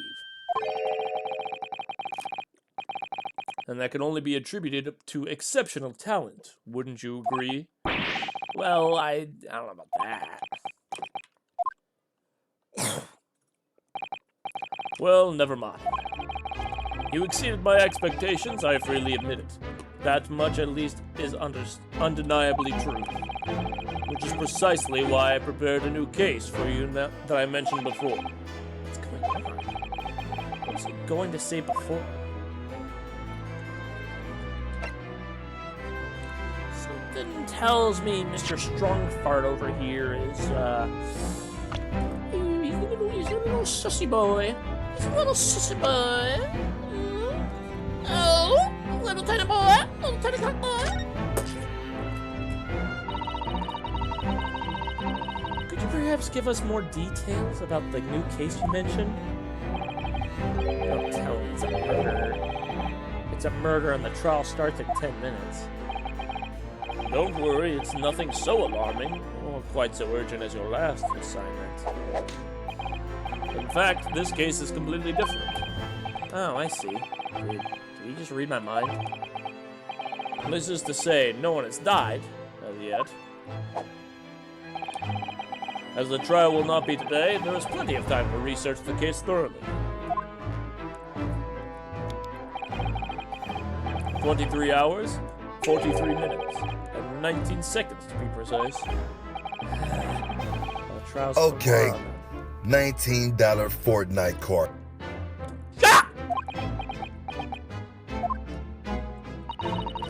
Is everything alright? Oh, yes. Just a little confused, that's all.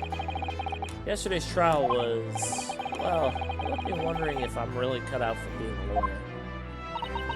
Oh, Mr. Naruhodo. How about you? I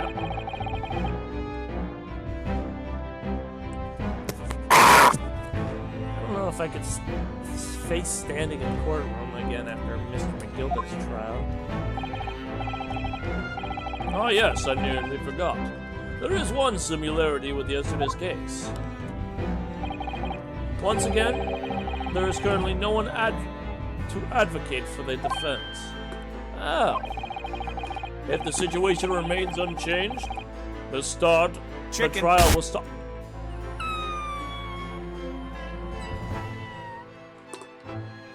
We'll start tomorrow with the defendant unrepresented. If that happens, I need not remind you of the inevitable outcome. The most terrible end awaits the defendant. Yes! That's right. Here we go again.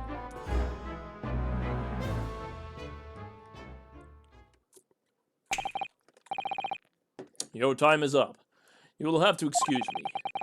I would advise you begin making preparations for tomorrow's trial. After all, the clock is ever ticking. There is now but 23 hours, 26 minutes, and 30 seconds until the court sits. Last time you mentioned was 23 hours. He said there was plenty of time.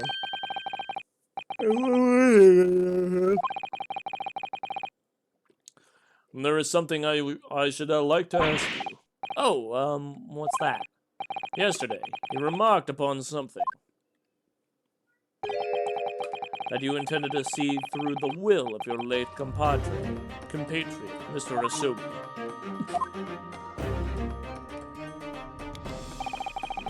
I would be interested to hear what exactly you mean by that. Inside 34 seconds. Oh, well, Kazuma always used to say, you see, that he wanted to learn about how the greatest justice system in the world worked so he could change our plans for Japan. Now he's gone, I'd like to see that for myself. And another thing. Oh! Another thing? Continue. On the way here on the steamship, he said something to me. There's something important I have to do. Something very important. And what exactly would that be? He never had a chance to tell me. I suppose he would have done if we ever made it to the... Your time's up. Well, sorry. Thank you for enlightening me.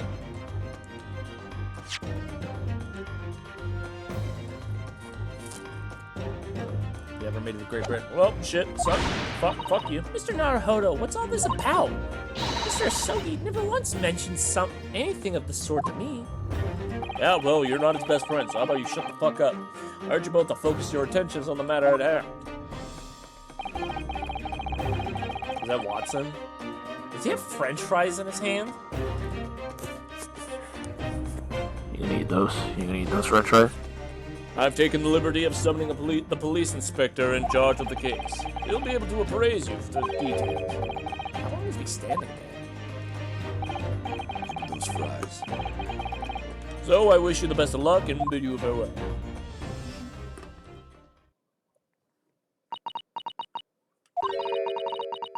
There's something very important I have to do.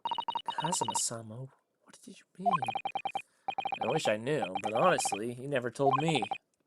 Anyway, we had better talk to the detective, don't you think? Yes, you're right. I hope I'm just imagining it, but I wouldn't say he looks pleased to see us at all.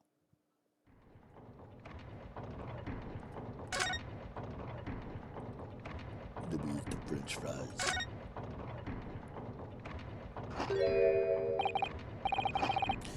What the fuck? Could we trouble you? What do you think? Lovely weather, isn't it? What's the weather got to do with anything? Yeah. Listen to me, you young Japanese upstart. Some flippery about the weather isn't going to get every English gent eaten out of your hand, you know. But Sato-san told me it was foolproof. I'm a busy man. I'm very busy man. He's eating those. What is that? Those don't look like fries anymore. Those look like infinite fries. There's a crime scene to investigate while I'm here having the license to give the license you are talking to. Oh, I'm ever so sorry. I can imagine the other officers there will be saying, Haven't seen Gregson anywhere, have you? No, he's too busy with the bigwigs these days. All because of some bumpkins who are here jumped from a country I've never even heard of. Hear that ripping sound? That's my reputation at the yard going to last. You're gonna rip us apart as well. I don't believe we've been introduced. This is Mr. Ryunosuke Naruhodo, a defense lawyer. Eh? It's a pleasure to make your acquaintance. Mr. Naruhodo is a judicial assistant. Eh? It's lovely weather we're having today, isn't it?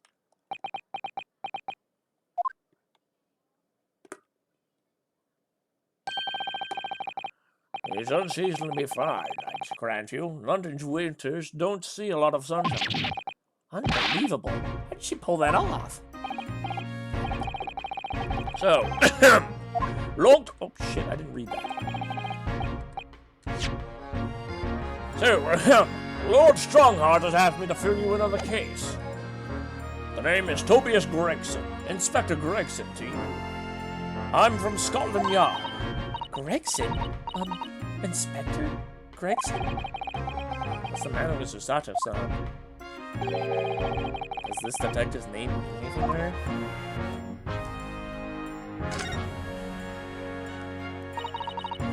Inspector, are you perhaps the Inspector Gregson?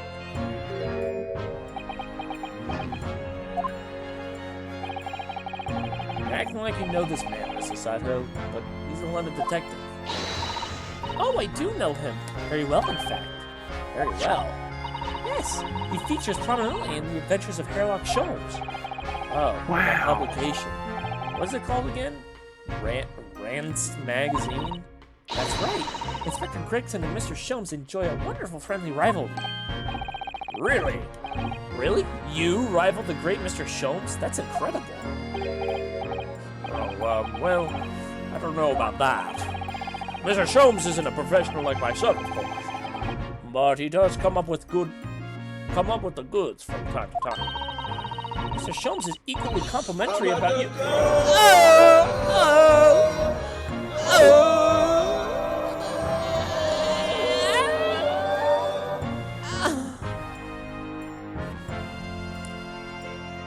Isn't he? You earned his highest praise. Gregson is the pick of a bad lot of all the Scotland Yarders. Those were his own words. That's his highest praise. Well, Mr. Sholmes isn't particularly known for giving compliments, you see. Well, that he is not. Thanks to that magazine, my name's known all over London now. That's great, isn't it? I have to admit that to start with, I was a little, well, flattered by the attention. Everyone wanted to shake my hand, and my reputation at the yard went through the roof. Well, that's wonderful. No, it's not. There's something more sinister than that man on the street. People are always looking at me now. They're whispering rumors about me under their breath, I'm sure. Rumors? Are you quite sure? He's changed since he started appearing in those stories. The fames have gone to his head. Stuff like that. Gosh, do you really think people are saying such mean-spirited things about you? Like I said, they're whispers, so I can't catch exactly what they're saying. But I know what folk are like! I'm sure that's what they're saying. Sure as eggs is eggs! I get a feeling this detective could be very hard work. Oh dear, perhaps a sudden rise to fame does change people.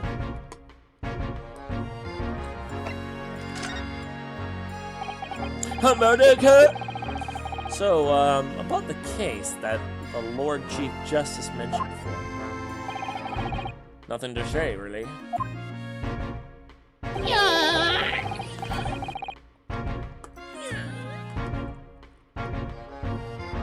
As far as we're concerned at the yard, it couldn't be simpler. Oh dear. here, that probably means that as far as we're concerned as lawyers, it couldn't be more complicated. I wish you were wrong about that, but I have a nasty feeling you're right. A young woman was walking around the pavement on Briarlow Road When she was stabbed from behind. Fortunately, it wasn't fatal, but she's still laid up in the hospital unconscious. Despicable! What sort of coward would attack a poor woman from behind? Hey, yo. I attack women from... Who said that? I suppose you would have finished whoever it was with the Susato takedown, would you? That is neither here or there. That is neither here or there, Mr. Naruhodo. Brace yourself, Ryunosuke. You've angered her now. Anyway, after something of a whirlwind investigation, the criminal was arrested. He barely had time for a cup of tea after the incident took place, to be honest. So there must have been something left at the scene that led you to believe the culprit. Or perhaps a reliable witness who recognized the person in question? Let me stop you right there. You're wasting your time with this one. Sorry? There's nothing you can do. There's no way to help this bloke now. Why ever not? Simple. The prosecutor has been assigned to the trial tomorrow as Lord Barak von Zych. No! Sounds like you've already heard of him then. Oh, yes. We are very familiar with Lord Van Zykes. Believed to be the harbinger of death itself. The Reaper of the Bailey. Yes, we've already done this. And we beat him in court, despite our methods. Lord Baron von Zykes. We only faced Cora once. In court only yesterday. Mr. McGilded told us about him before a trial, didn't he?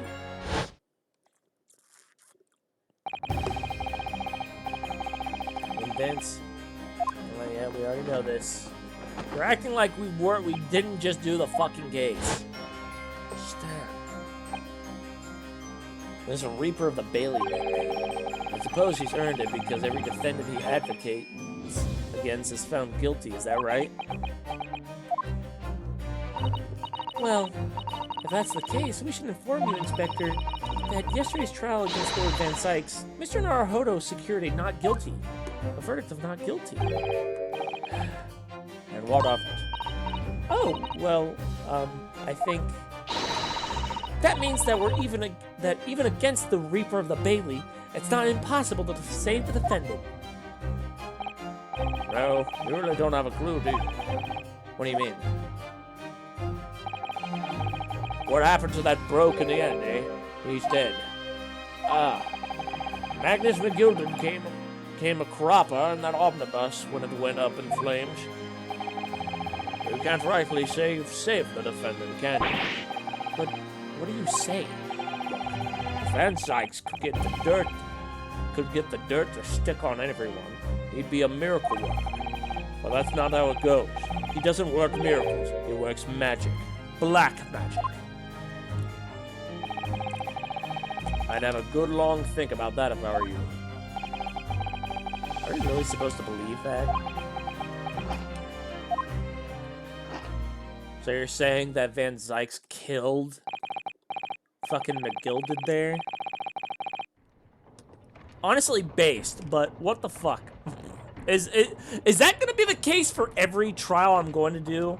I say I beat him in court and then he just kills them right out anyways? It's like, why? Well, give me a snackaroonie. I'll be right back.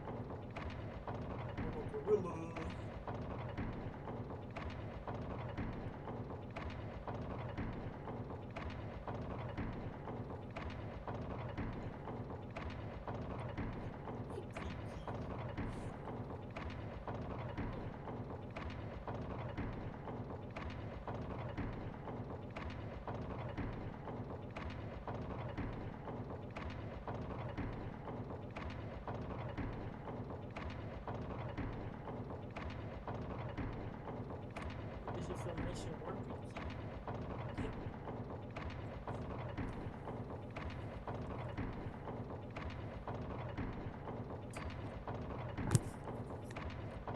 Alright, I'm back.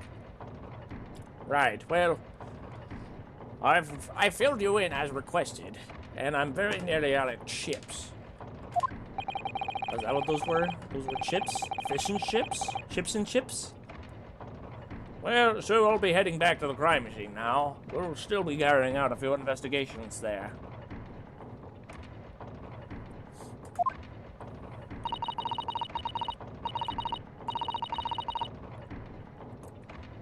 It was Briar... Fuck. It was Briar Road, you said, didn't you? Where the incident took place? That's correct, ma'am. And if you head over to the holding cells, you can meet the criminal himself. You've branded him a criminal already? He's as good as, shaking like a leaf in this cell, he is. It'll give you a chuckle if nothing else. He's inmate 53. Speak to the jailer and he'll show you the way. Inmate 53. Thank you. Good day.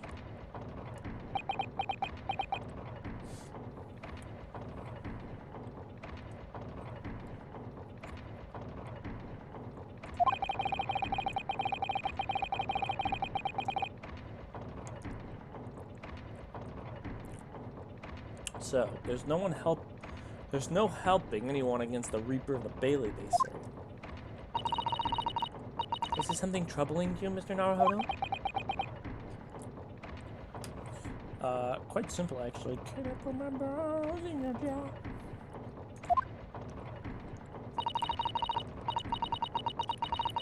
To tell the truth, when I recall the trial yesterday, I can't stop myself from shaking.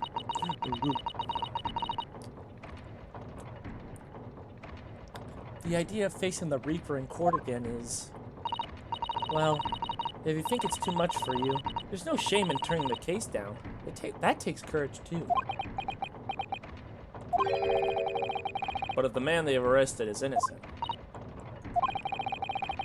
you can well imagine he would be shaking like a leaf in a cell. And I, for one, wouldn't find the sight of that funny. So, if I'm honest, I'm still reeling from shock of yesterday's events myself.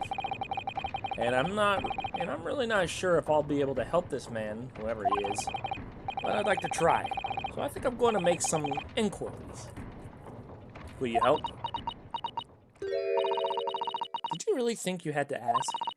After all, I am your judicial assistant. Thank you.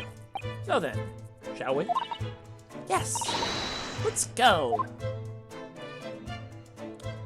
She hit me with a Falcon pouch. Alright. So, there's the prison, and then there's Briar Road. Let's go meet our little Pookie boy.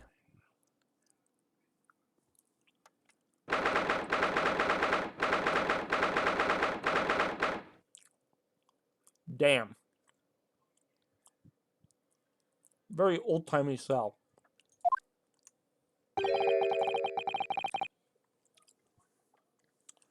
So these are the British prison cells. Oh, they're ghastly. It feels just like a dungeon. Yes, and having experienced it in Japan myself, I can assure you that our wooden cells feel a lot cozier than these cold stone walls. Oh, don't, Mr. Naruhodo. You're making it seem worse. Apparently, our client is in the cell here. It's so dark in the back, I can't make out. I wonder what he looks like. What he's like. Inmate 53, your legal representative is here to see you. Stop hiding in the back of the cell and show your face at once. Am I a cat? As yet with no name? Calling me by my number, it's utterly, unbelievably, unjustly, unreasonable. I refuse to answer.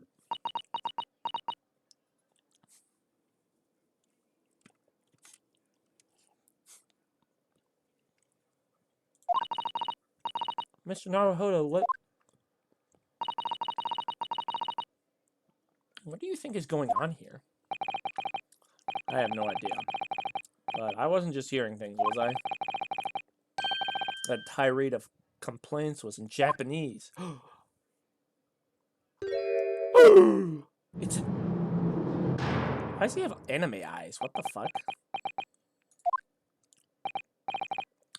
Excuse me, but who? Shh! Quiet!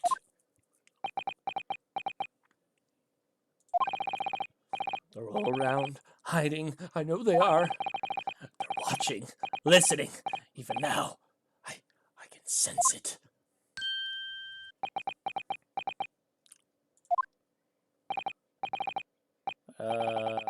Right. So can we tell? There you are! You've come to curse me, haven't you? Don't try to hide it. You're a ghost! A ghost? What's he even gonna say?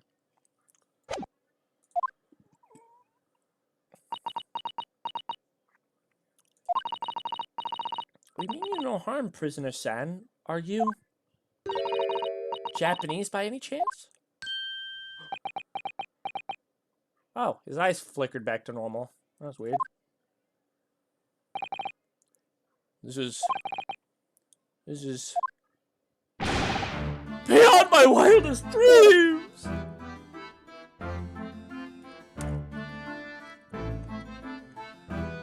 And they're back to that.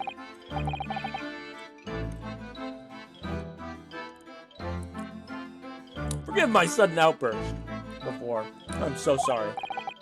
Oh, it's fine. We were just surprised, that's all. Imagine it! I've been 12 long months. It's been 12 long months since I left my hometown. And here I am, a frightful fix in a foreign land. So hearing the sweet, sentimental tones of a compatriot's voice here in this damp, dark hellhole was a most monumentally moving moment. What is happening? Why does his eyebrows look drawn on? Who could have guessed this new client, Lord Strongheart, assigned us, would turn out to be a fellow Japanese? What compassion, my fellow countrymen, to dispatch a first-class lawyer all the way from Japan to defend a mere foreign student. Noble, nurturing, never failing, Nippon! A first-class lawyer?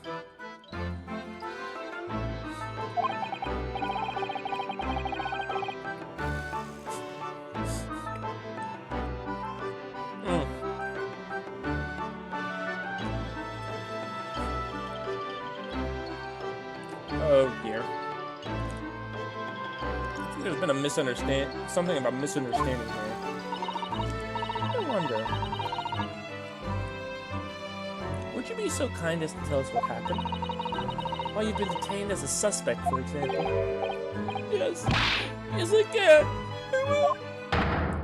Shit, Solon, answer! This guy, why is he doing this? I'm not quite sure I understand what he means, but he seems happy. Yes, he does. I just hope he actually has a good reason to be. Thank you for your cooperation. I am a lawyer, as you said. My name is Ryunosuke Naruhodo. And I am Naruhodo-san's judicial assistant, Susato Mikotada. I am a visiting student sent here by our government. Notably, notoriously named Natsume. Sosuke Natsume.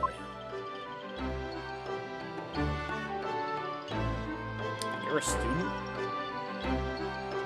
You look like you're 30 years old. Oh, that's because he is 30 years old. Okay.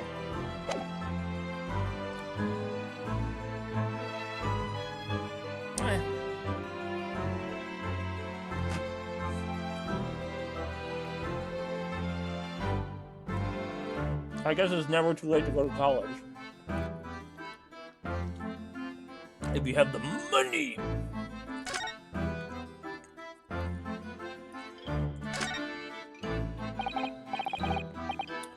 Susuke Natsumi-san? What an unusual name. Call me Susuke, please. I'm a poet, you see. A writer of haiku. Something of a nom de plume. A nom de plume? You mean an alias? That's right, Naruhodo-san. No, no, no! Don't be so prosaic. It's much more refined than that. And haiku. That really reminds me of home. So go? What, to college? Why the fuck would I do that? College doesn't make me game better.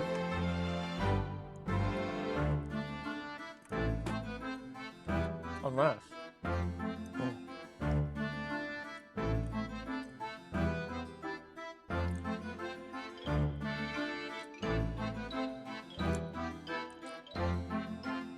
Learn to read.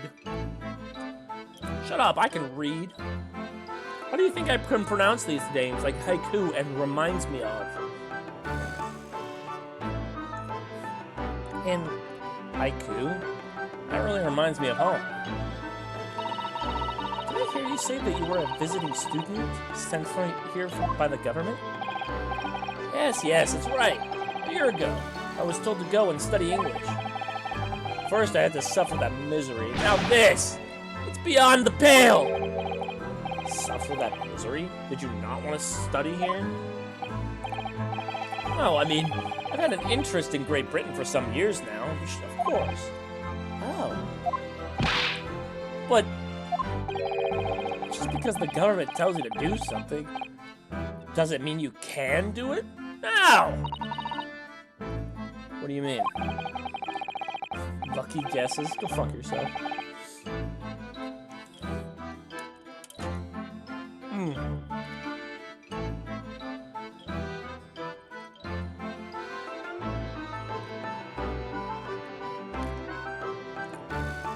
Oh, fuck. There we go, we're good.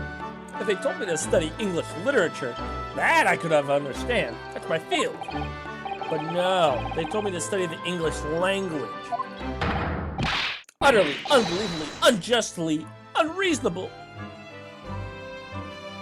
Well, what?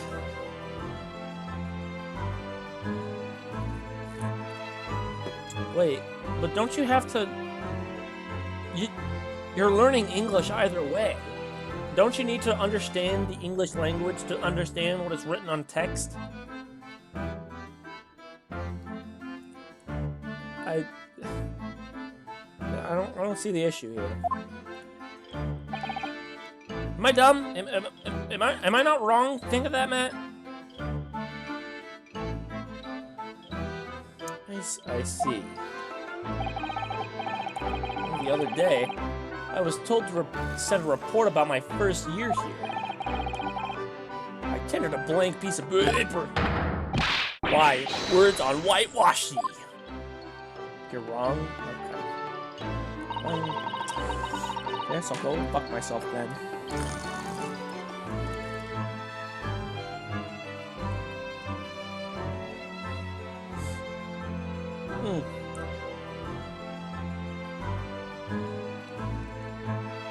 You must be a man of great standing. Oh, yes. So I'm often told. And often like to be told, it seems.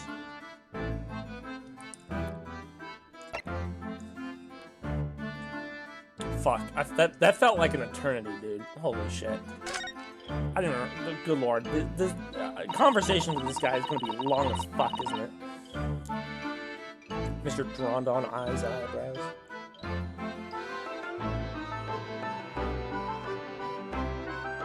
Could you perhaps tell us exactly why you've been arrested, Sosuke-san? I didn't do it! I didn't commit that atrocious murder. Murder? Oh, no, it's alright. The woman didn't actually die, did she? But she was stabbed with a knife! Right before my eyes! Learning how to write a book instead of enjoying books already written?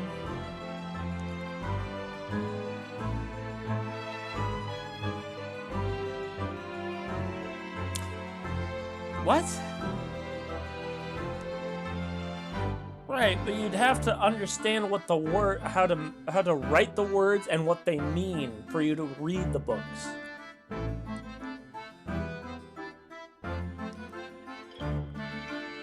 In other words, if you didn't already know, if you didn't understand how the books are written, then you wouldn't be able to understand the language itself.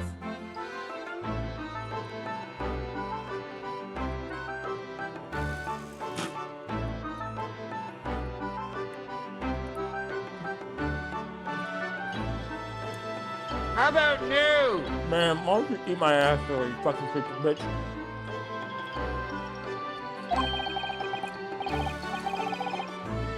Before your eyes? You mean you saw the attacker? I didn't see anyone. What? If I'd seen the person who did it, you think I'd be locked up in here? Oh dear. Seems the case is becoming rather complicated. As expected. Why me? Why me? Why did that silly woman have to be stabbed in front of me? It's the curse.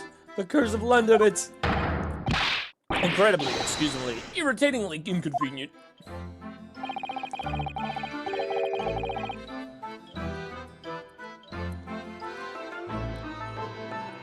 So, Suzuki-san was there at the scene. They didn't see the attacker.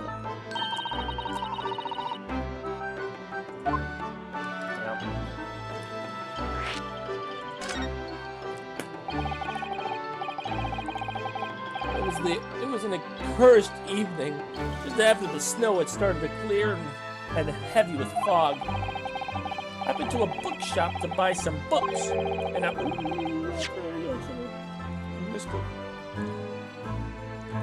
was on my way back to my accursed lodgings.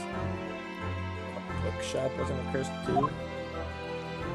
No, remember he likes English literature. As I was walking along that accursed pavement, I could make out a silhouette of another ahead of me. A woman, wearing a green overcoat she was. Just as I wanted to overtake her, that was a tiny woman. She suddenly let out a little scream and collapsed onto the ground. Hard slabs of stone at my feet. How terrible. Dude, this guy's fucking hyperventilating. Look at this, man. I called out to the woman, but it was like a ghostly, ghoulish grim. Right out! Slight exaggeration there, perhaps? I was terrified. I had to get away from there. So I ran, as fast as my legs would carry me back to my accursed lodgings.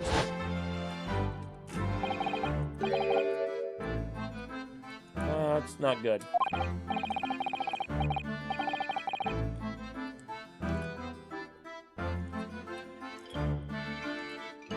They'll say it was shameful, I know. To run away like that. Tell me, Suzuki-san, was the victim an acquaintance of yours? Don't be ridiculous. You think I know any one of these fair-haired English? And a woman at that. I'm diffident, shy, timid, unsure. I can't talk to people. I see. A young woman unknown to Suzuki-san. And at the time it happened, why aren't you hitting the poses when reading? How do you know I'm not? How do you not know I'm not doing the exact same poses he does? You can't fucking see. Put that in your thinking cap, you thinking buck. Who else did you see nearby? Did anyone pass you? Regrettably, apart from myself and the woman, I didn't see a soul. I don't hear it. So? Probably because you can hear the game. You have the game blasted. The game's pretty loud. That doesn't mean shit. So the victim was unknown to you. and there was nothing else on the street at the time. That creates something of a conundrum, doesn't it? What conundrum?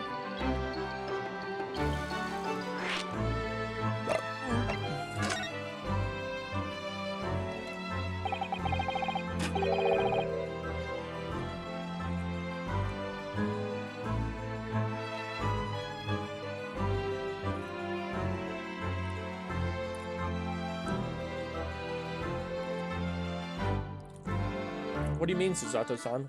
What's the conundrum? Well, if what Suzuki-san has just told us is true, there's something I can't explain. He says that he didn't know the victim, and that there was no one else at the scene. Then he apparently fled without having been seen. I did!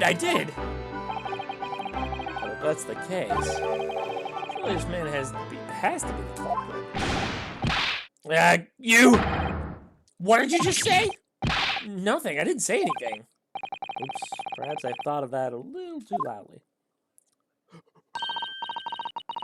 Actually, that's not what was troubling me. What I was thinking was, how did Suzuki-san actually come to be arrested? Sorry? He didn't touch the victim, and there was nobody at the scene to see him. So how did the police ever discover that he was there in the first place? Oh, yes, she's right.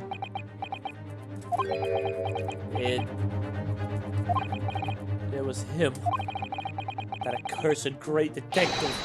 He led the police to me! With all the bad luck. Accursed great detective? Could it be? I'll never forget that man's name for as long as I live. With his haughty laugh and self-proclaimed greatness. Brash, big-headed busybody, be gone! May you be cursed until the end of your days, Airlock Sholmes! I knew it! Mr. Sholmes?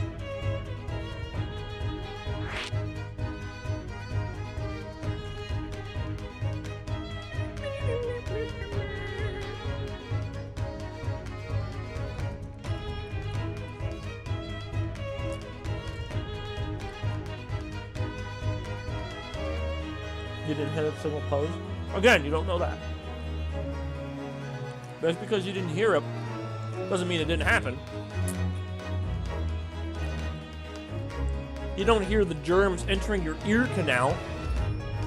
That doesn't mean they're not there. Doesn't mean they didn't hit your ear canal. What are you, a fucking baby? Your little fucking prefrontal cortex wasn't fully developed, and you can't anything that you don't see in front of you disappears.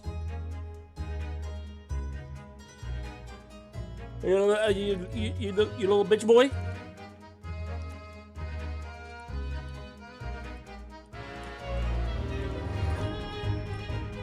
I heard snap on the game, but nothing from you. Bro, if anything snapped from me, if I did those poses, I'd be dead.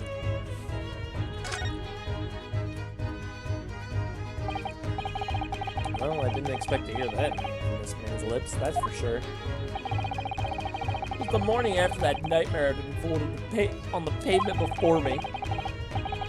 I was gnawing on a sliver of hard cheese when some men suddenly burst down in my door. They started to shout at me, "This is the police! Put that weapon down!" Yes, it was a silver. It was a thin sliver, and yes, it was hard. I wasn't eating a weapon. Disgusting. Dietary discrimination devils.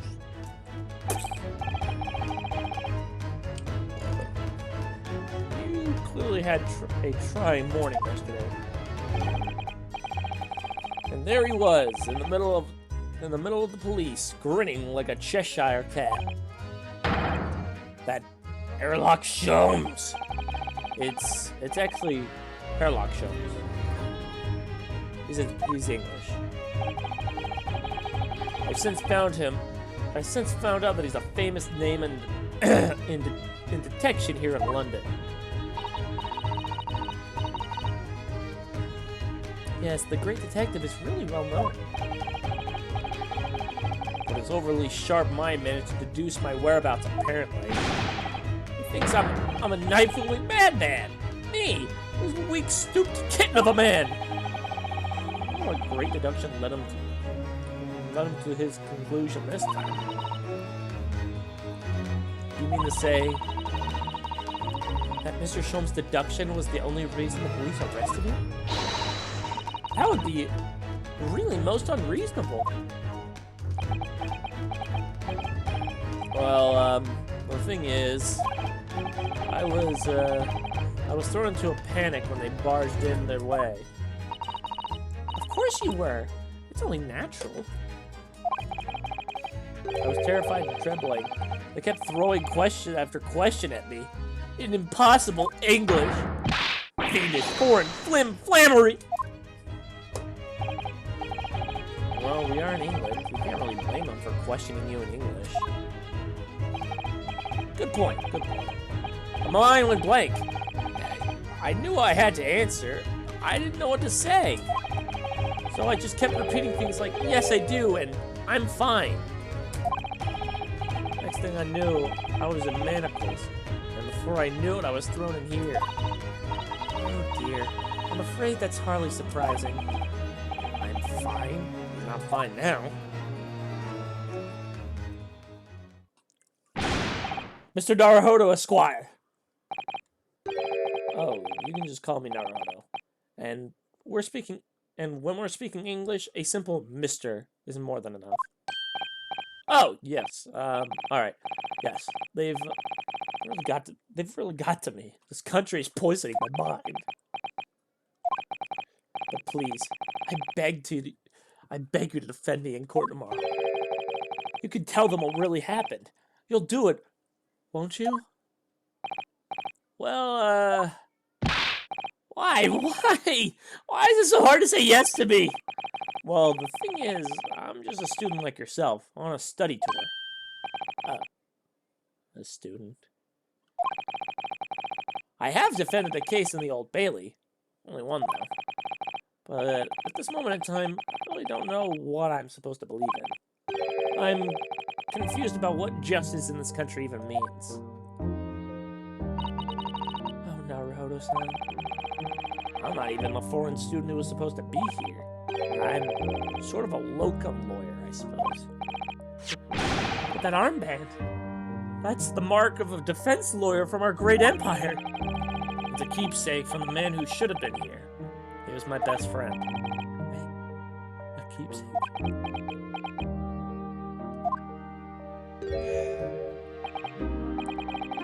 I know exactly what they're saying about me. Oh, what do you mean? The lawyers. All the British defense lawyers. They won't defend me. Goodness! Why do you say that? The same reason as you're being noted before. When it happened, there was only the victim and myself around. And I ran away from the scene of the crime. I'm not a fool. I know what it looks like. It looks as though I must be the culprit. It must be very hard for you, Soseki-san. And anyway, I'm a student from overseas. I'm just a foreign nobody. Someone not to be trusted. I heard them openly laughing about me before, in my earshot, without any compunction at all. Any trial for this man would be a waste of time, they said. And, of course, the foreigner didn't. They even have the gall to say, the man doesn't even understand half of what is being said anyway. That's awful. Wrong! I've studied more English than half the policemen out there on the streets. I traveled halfway around the world to learn about these people's country and its great history. But no one here wants to listen to a man with a strange accent. They all hate me. So, at the very least, I like to entrust my fate to someone who can listen to me in my native tongue. You could do it, couldn't you? When I look into your eyes, I can see it. I can see what you've been through. Shuki-san, it's just that...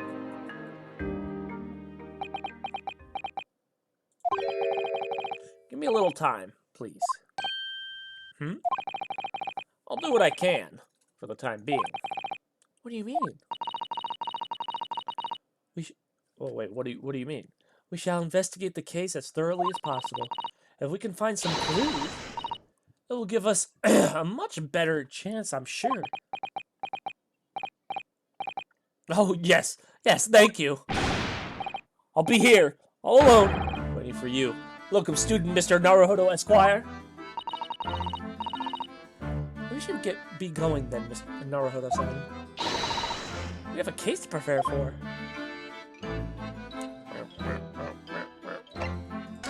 Well, that was fun. I guess we'll move on to Railroad.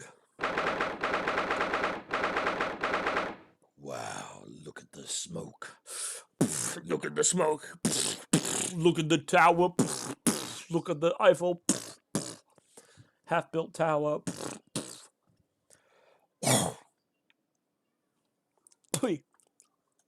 Spit on ye. Dude, that is a dented up fucking wheel. You see that? Snowman. So this is where it happened. Briar Road. Ah, look, Mr. Naruhodo.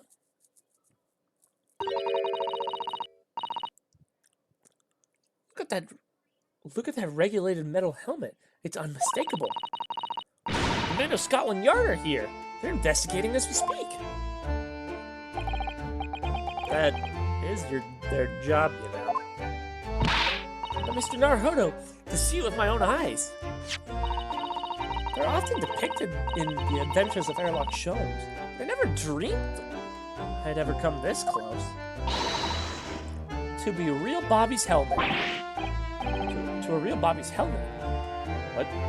The helmet? Of course. I have to try one. I have to try one on one day. Well, I hope your happy dreams come true.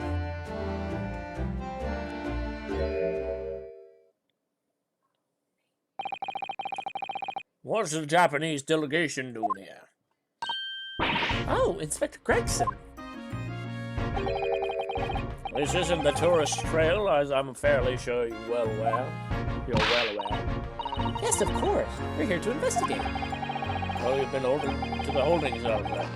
What'd you make of the criminal? He's not a criminal, as you put it, Inspector. He's a suspect. I don't see about that. You Japanese like to stick together, I suppose. Well, do what you will. Doesn't bother me. The bloke's in court tomorrow, whatever happens, and the verdict's a foregone conclusion. A stone-cold air of rejection. Take heart. London at this time of year is full of stone-cold air. That makes it worse somehow.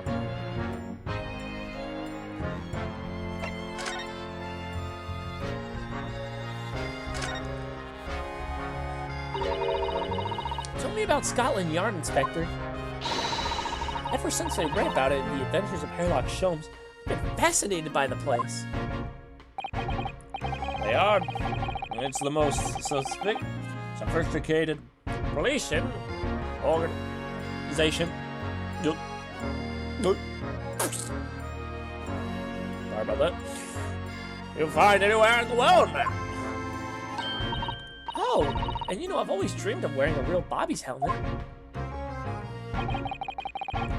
It does make them look the part, seeing the policeman there with his helmet on. You certainly get the sense that this is a man who will take no nonsense and has a duty to protect the city. Struggling there, really? No. Oh yes, does this look wonderful? Being a London's Bobby is hard work. It's hard going, I can tell you. Oh, really? First thing in the morning, you know what he does? Goes round and ruses the libraries of his beat just so he can get off to work. What? He wakes people up? Yep. Wraps them in the windows with a long pole. Did it myself, going back a bit. I had no idea. My Bobby's work for the people of the town. It's just another one of his duties. After that, he starts tirelessly patrolling the streets all day long. He has to cover 20 miles a day. That's the regulation distance. I can't really imagine how far that is, but sounds like a long way. Let me see. 20 miles. That's approximately the distance from Tokyo to Yokohama. On foot? That's definitely taking things a step too far. And when it gets dark, of course, he has an important job of lighting up all the gas street lamps. Oh my. And I suppose in between all those duties, bobbies are expected to investigate cases as well. And chase after criminals trying to evade the law. I'm not sure you could call it in between exactly. More like alongside, but yes. They're expected to handle those jobs as well. We do have men keeping over from time to time, I admit. He's dreamed of wearing one of those helmets, as I said. It's with a heavy heart that I shall have to relinquish that dream to you, Mr. Naruhodo. Your heavy heart will be my heaviest head if you do.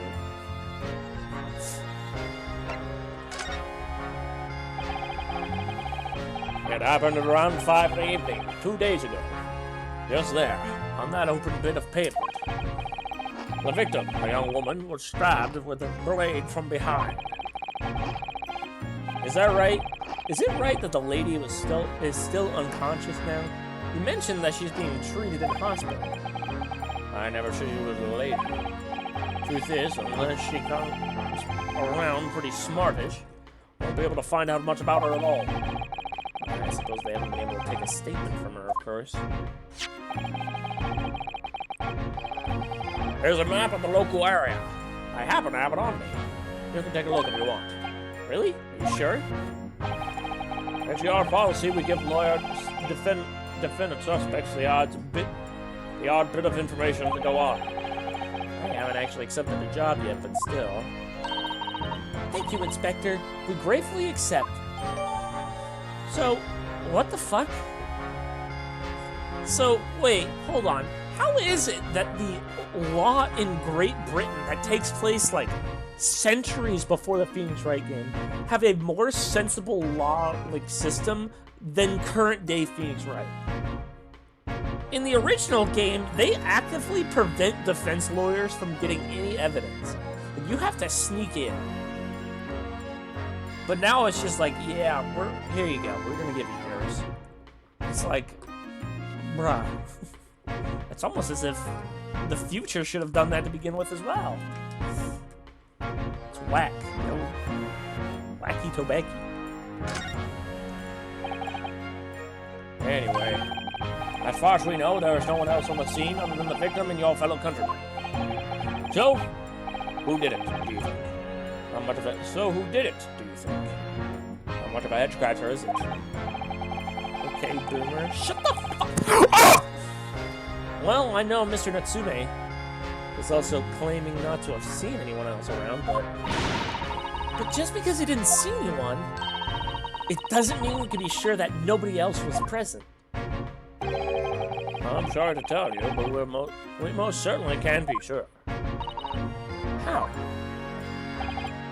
Because, ma'am, the precise moment of the stabbing didn't go unnoticed. What? We have 2 very reliable witnesses, no less. It was a typical foggy London day, and your client obviously didn't see them. So, there are witnesses now?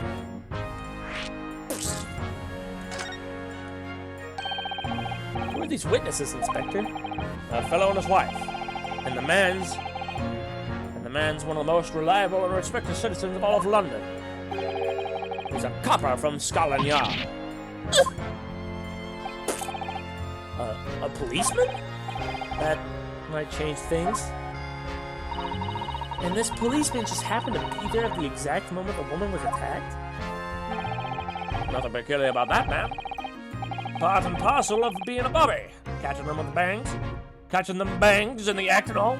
Do you think it might be possible for us to ask the policeman a few questions?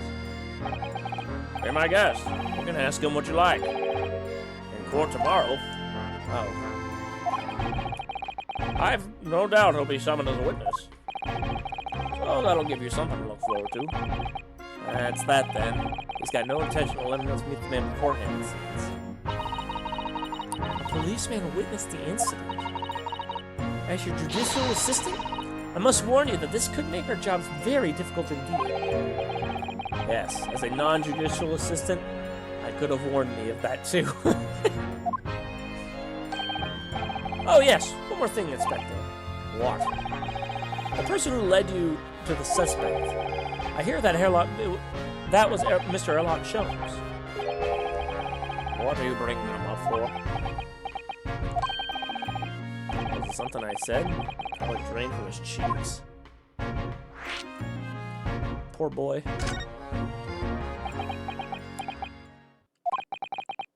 Who did you hear that name from? Oh, it was Mr. Natsume who mentioned it. He said that Mr. Sholmes was with the police when they entered his lodgings.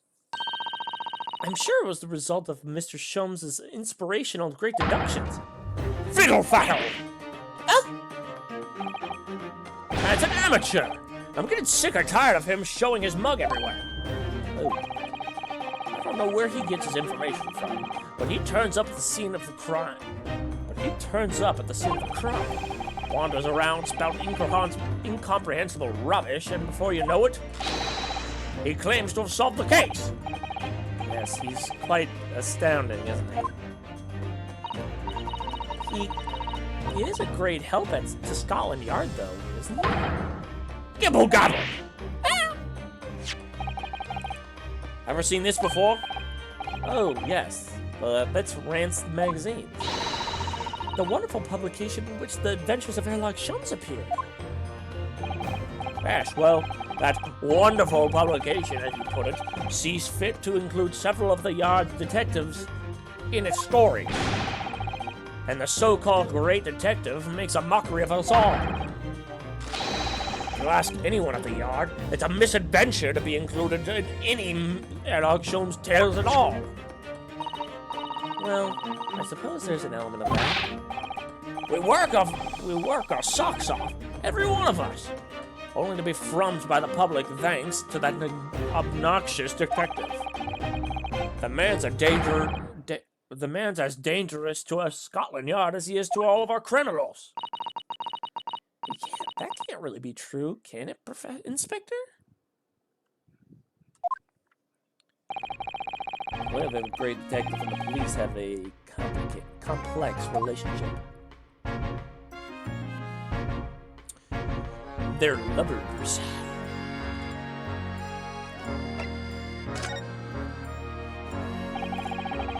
That twitchy Japanese bloke goes on trial tomorrow. Are you going to defend him or not? Well,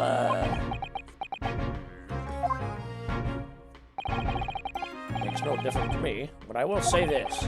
No London lawyer worth his salt would touch that case with a barge pole. Because the prosecution is being handled by the Reaper of the Bailey, you mean? There's no way to save that man now. It's a waste of time trying.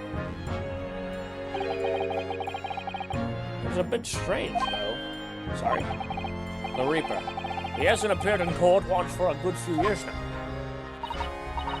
Yes, we did hear something to that effect. The only people who can really bother are the only people he really usually bothers with are the real scum, the master criminals, the violent ones. Master criminals? The violent ones? That's right, he handpicks his victims. He deals with those guaranteed to go to the gallows for their sins. But Mr. Natsume wouldn't hang for what he's accused of, surely? That's just my point, Sunshine. Yes, the young woman was stabbed, but he didn't kill her. Couldn't even say the intent was there. So this isn't the sort of case I would expect the Reaper to want to sink his teeth into. for want of a better phrase. Well, not exactly a minor infraction, is it? No, there's got to be more to it. Some reason he's taken an interest. Really? What sort of reason, Inspector? You think I can tell what's going on the side of the head of that Lord of Darkness? You'll have to ask him yourself at tomorrow's trial. Are we really gonna have to face the Reaper again? The Lord of Darkness, as he puts it.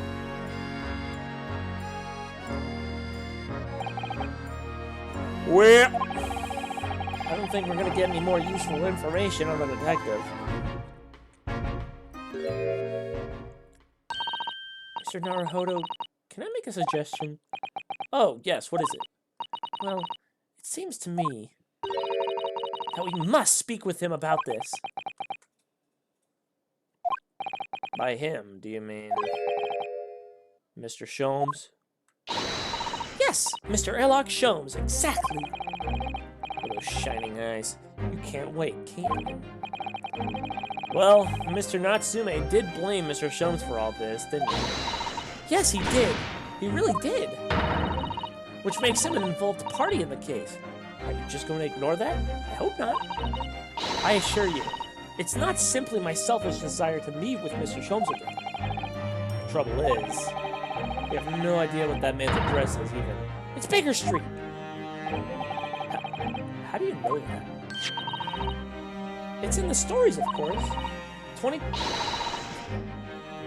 1P Baker Street.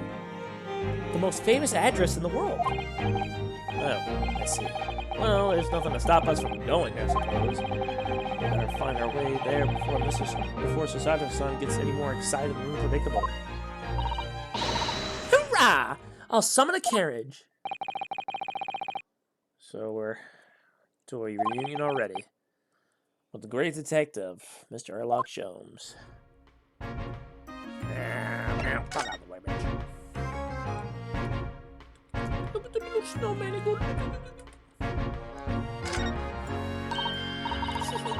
the delightful snowman. Didn't realize it was English tradition of making snowmen as well.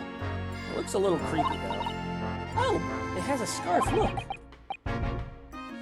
You'd need one if you were out in the freezing cold all the time. Wish I had one. I'm afraid our budget is somewhat frozen at the moment too. We certainly can't afford a scarf. Surely the snowman here wouldn't miss his. The person who made the snowman certainly would. Yes, I know, right.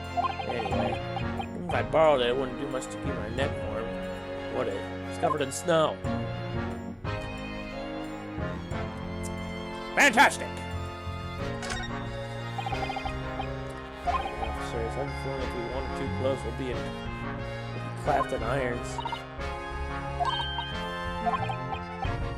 No, I'm not getting caught out again. Twice is enough. Twice I've found myself in handcuffs despite not knowing a thing about what's going on. Yes, I've had some dreadful experiences. I'm sure it's that wide-eyed look of panic you're so prone to. It doesn't do no favors at all.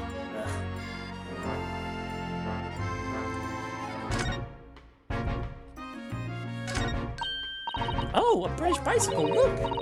Although the wheel is so misshapen, I'm sure it couldn't possibly be a ribbon. Someone must be doing some breakneck cycling. It seems bicycles have become extremely popular in London recently. There's even a movement to change women's dress to allow them to ride to ride them as well. The bicycle fad won't last. I don't see why anyone would want to ride something like that. Goodness, do you dislike bicycles? No, not at all. I mean, it's not that I dislike them exactly. It's just that any occupation that involves taking both your feet off the ground seems reckless. If you ever tried walking on stilts and fall into a river, I know you'd agree with me. I'll have to hire a bicycle sometime. You can sit behind me while I ride you around. I don't think you can do that, but okay.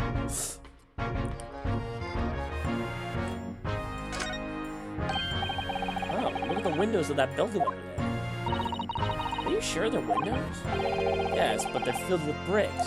Oh, you're right. I wonder why. Perhaps it's an empty property where nobody lives at the moment. There's smoke coming from the chimneys, though. Oh dear, everything still feels very foreign. There's so much we have to learn about this place. Okay, well that wasn't really what I was pointing out. I was mostly pointing out the broken fucking bars right there, bro. The bars are broken. And a typical brick building, blah blah blah blah blah.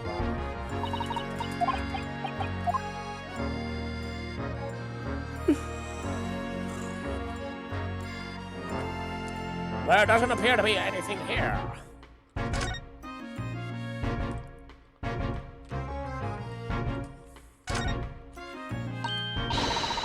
Scotland Yard carriage. You use vehicles like that to rush to crime scenes and cart away criminals. You're well informed, aren't you?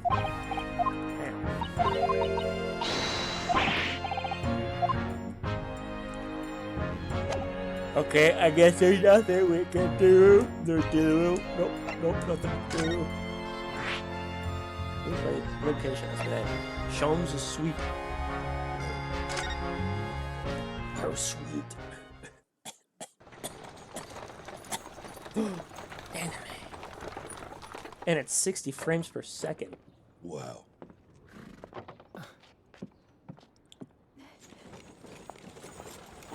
Thank you very much. It's just up there overlooking the street. Good day. Thanks again.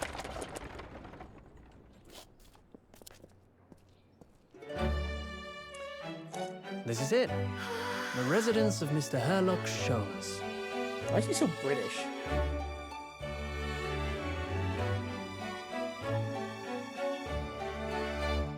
Everyone's British in this game. What the fuck?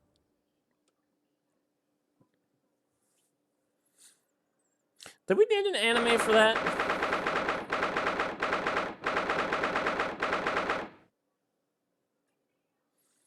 What the fuck is his house?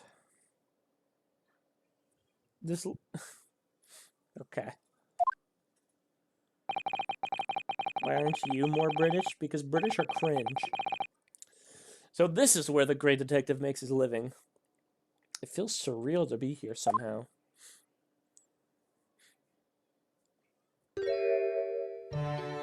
What you looking at? Is it as described in the stories, Mr. Sato? Sato-san? Many famous cases have been solved here in this very room. Oh, I suppose they must have been, yes.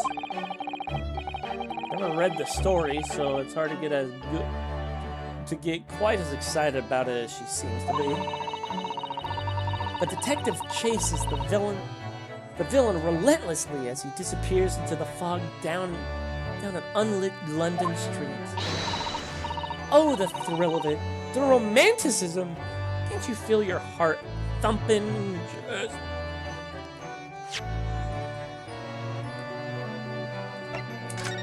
No, I never actually looked at this. Well, that was cool.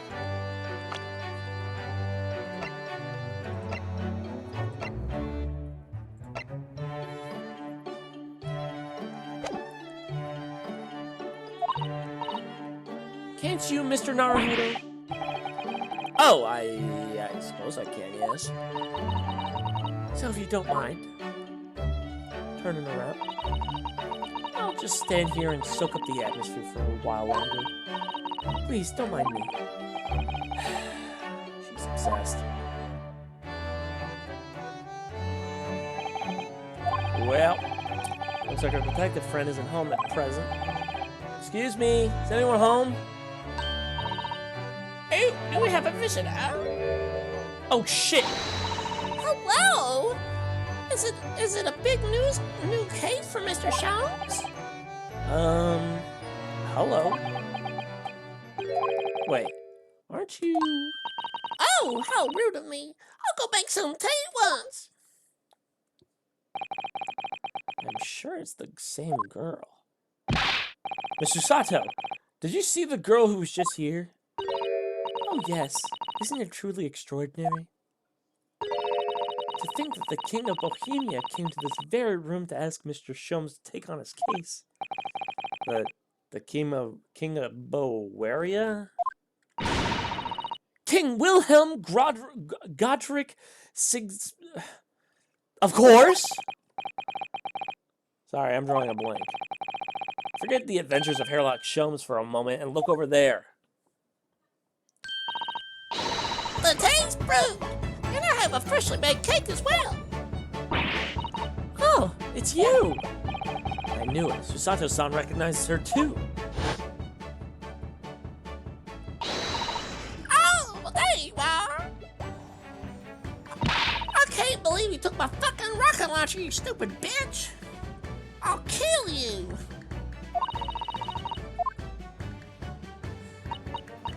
I was looking forward to nuking the office.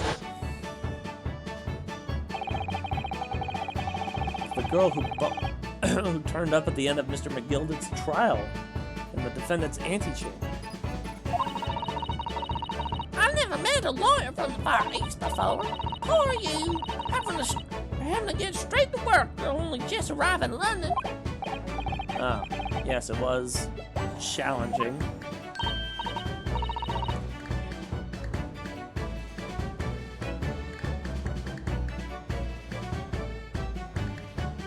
Oh, sorry, my fucking was weird.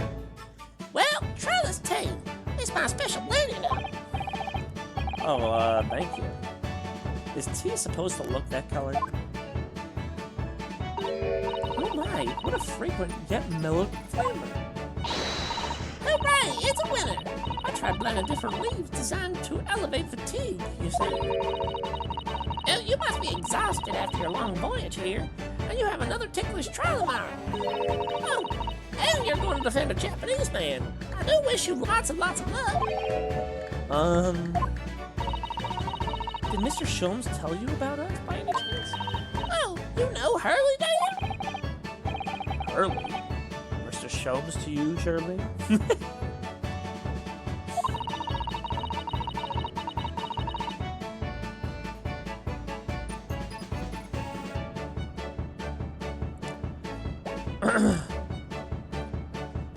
Mr. Sholmes was a fellow passenger on the boat that brought us to Great Britain, you see.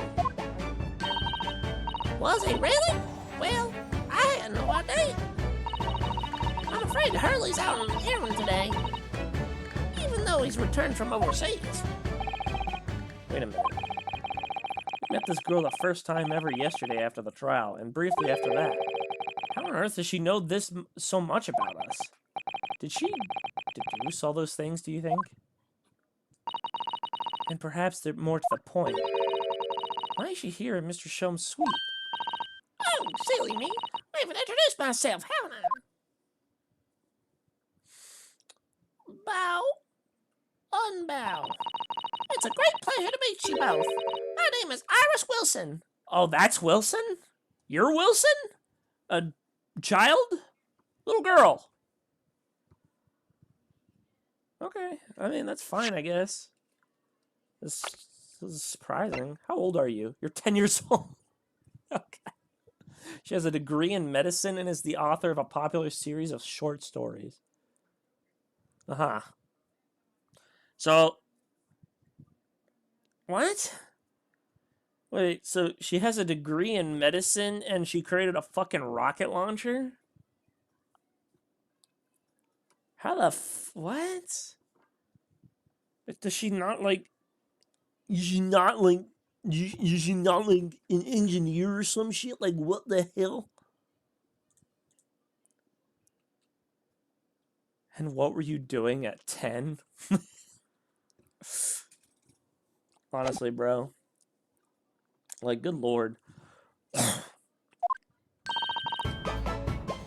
leave here together with Hurley. Oh, Iris, is it? What a lovely name. What? What's the matter? No, wait, this can't be. Did you say your name? Your name is Wilson? What's the matter with Susato-san? Why is she so flustered all the time? Yeah, What's your names? Oh, I'm Ryunosuke Naruhodo, a lawyer from Japan. Oh, sorry. I'm Mr. Naruhodo's judicial assistant, Susato Mikotaba. It's wonderful to meet you. Lovely. Susie and Runo. Got it. Susie? And Runo? There's more to those girls than meets the eye. Okay, so she gave you guys, like, cute nicknames. I have so many questions for her, I don't even know where to start. Yes! And so do I. Quit reading my mind.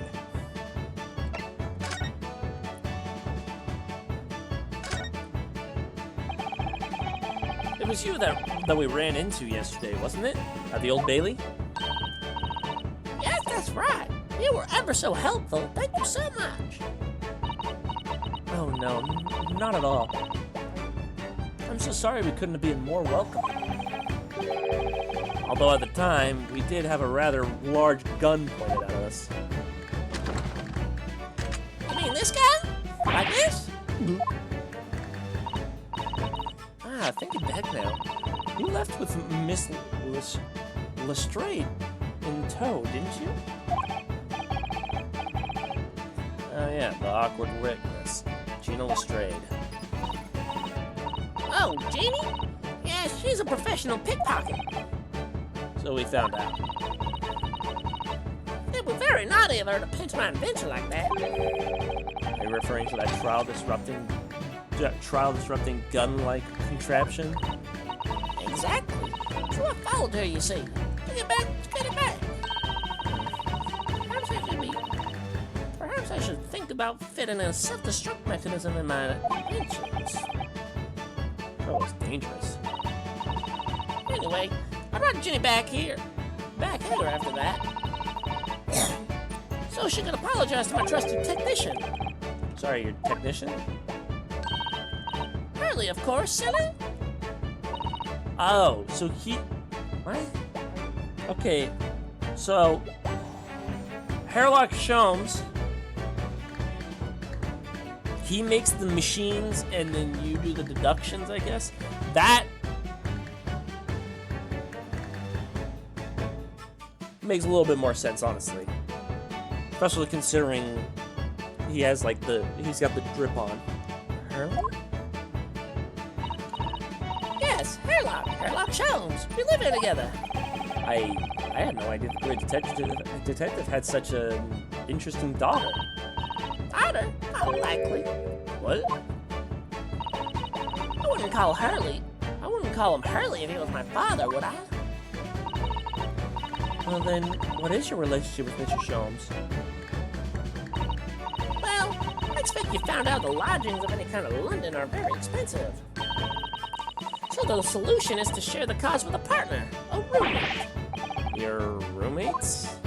I hope you don't mind me asking, Iris, but how old are you? 10 at least this year. Well, what of your mother and father? Oh no, they're not around. Oh, I see. Oh, the story is there. Don't you know it's improper to ask a woman her mommy and daddy? Oh, yes! There's something I wanted to ask you. Of course. Go ahead, Susie. Shut the fuck up. I have a rocket launcher. I'm a very great fan of The Adventures of Hairlock Sholmes. Oh, you have a copy of the Randus magazine? Yes! I read every issue. It's delivered all the way to Japan on the ship. Oh, it's so exciting. My stories are being read on the other side of the world. My stories? That's right. Hurley's always solving such amazing cases, you see, and he tells me all about them. They really are quite fascinating. It'd be such a shame if I was the only one who ever heard of them, don't you think? Goodness! Last night, he was telling me about a new case he just solved on a steamship traveling from a faraway land. I was just in the middle of typing up the manuscript for the next issue of Free King. So you are the author? Yes, I'll let you on a secret if you like. I'm gonna call the latest adventure The Speckled Band. The Speckled Band? That's certainly familiar. Of course, I always change one or two details in the stories, here and there. This time, I had the idea of making a venomous snake be the cause of all the troubles. Oh, that was Mr. Shone's first thought as well, actually. Yes, and of course, I know that a snake might not be a credible fit for the facts of the case, but it's a story. Some poetic license is justified to make it more thrilling, I think, don't you? So, do you mean to say, are the stories about Mr. Shone that are published in the Rants magazine? All written by me? Yes, on my wonderful, very modern typewriter. But all the stories I've ever read are written by a doctor of medicine, Dr. John H. Wilson. Is that like a pet? What's the term that like writers like to use to like give themselves names? Pen name? Is that what it's called? Is there a pen name? Zato-san's getting more and more worked up. Yes, that's me. I mean, my name really is Wilson. But what about the doctor of medicine part? The and king. What?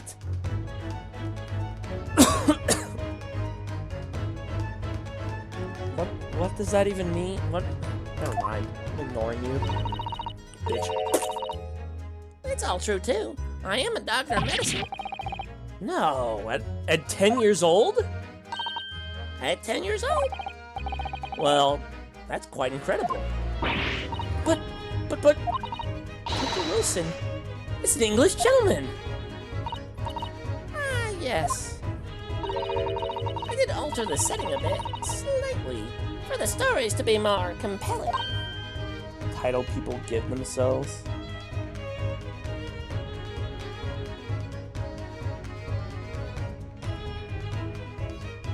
What are you trying to say? Are you saying that my title is not given proper? Motherfucker. Motherfucker, bitch. I'll kill you. No. Well, it sounds a little strange, doesn't it? A great detective with a 10-year-old girl in tow? I suppose it does, yes. Who elected you king? Myself, motherfucker. That's not how. Wait, hold on a minute. That's not how kings aren't elected. What the fuck? Hold on a minute. Kings were not elected. They're fucking just given. It's a fucking hierarchy, not a democracy, you fucking freak. I am king of Reem, therefore I am the king of Reem. Because I say I am. I am what I am. I am the... I was about to quote God there for a second, but... Anyways, fuck you. Poor Susato-san. She looks like her whole world just falling apart. What even is Reem?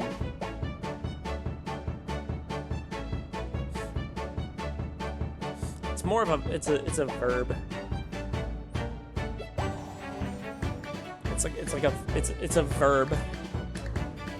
Kind of like how you like shove something in. You know, you gotta ream it in there. Ream, ream. That's what ream is. It means to like shove something.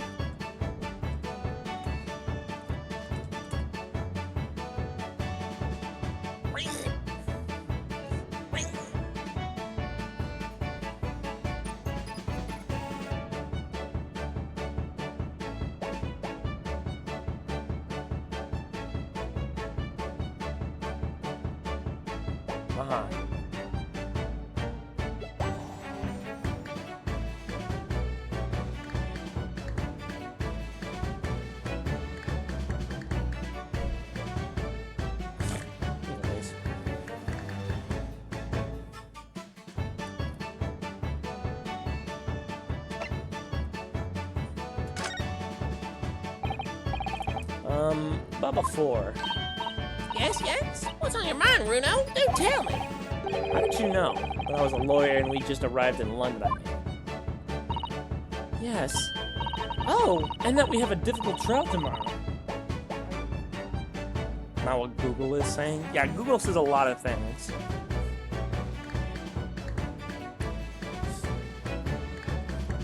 Just like how your mom was saying a lot of things about me last night.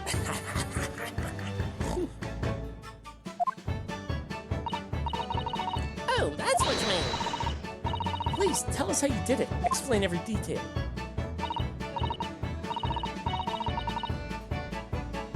Of course, I'd be delighted, although there's really no mystery. Now, let's begin. Iris Wilson was proud to present her logic and reasoning spectacular. First of all, I knew already that you were a lawyer, Runo. After all, I met you yesterday at Old Bailey in the defendant's antechamber. But you also said that we just arrived in London. How did you know that? I observed the passport and travel ticket protruding from your breast pocket. Oh. So I was reasonably confident that you must have only just arrived in the country. And on top of that, you accepted the case against that particular prosecutor, telling me you were unaware of the London's court affairs. The Reaper of Bailey? I walked in that one, didn't I? And I noticed the red ink stamp on the back of Susan's hand. You were given that when you visited the local prison to meet the suspect, weren't you? Earlier today. I used those stamps to keep a close eye on comings and goings, you see. I didn't realize. And the red stamp is only used for people visiting foreign inmates. So that told me that even though you had only yesterday concluded the trial of Magnus McGinnis, the two of you were already had cause to visit a foreign inmate at a local prison. However, neither of you were wearing a particularly sad expression on your face, so I concluded that the prisoner was unlikely to be a friend or a relative. That led me to believe that you have accepted a new case. I see. But how could you have known that the trial is tomorrow? Well, having barely been home a few hours yesterday, Hurley solved yet another case. It obviously amused him. He told me that he caught a Japanese man who was bawling and trembling. A Japanese man? Well, clearly that must have been Mr. Natsume. Now, Runo has that fancy Japanese sword. And I think your outfit is called a kimono, isn't it, Susie? Well, anyway, it was clear to me that you both came from Japan yourselves. So I put two and two together and decided that you must be defending the Japanese Hurley was caught. And there was only one conclusion those facts could have led to me to. We both came here to ask Hurley about the case.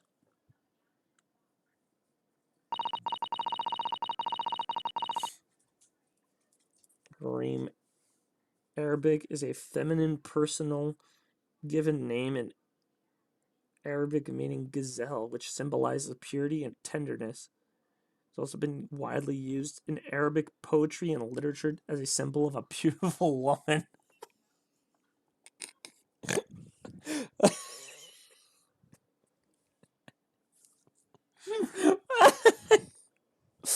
Yeah.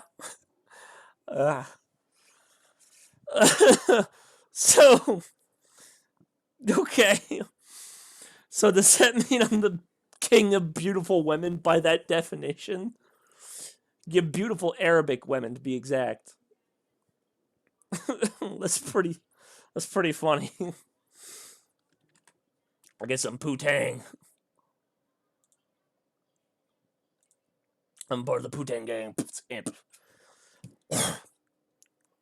There's a note on the mantelpiece that says the man's trial will be tomorrow. Hurley's always stabbing his nose with a knife. You know? He's silly. And that's all there is to it, really. Thank you for listening. I'm Iris Wilson, and that was one of my great deductions.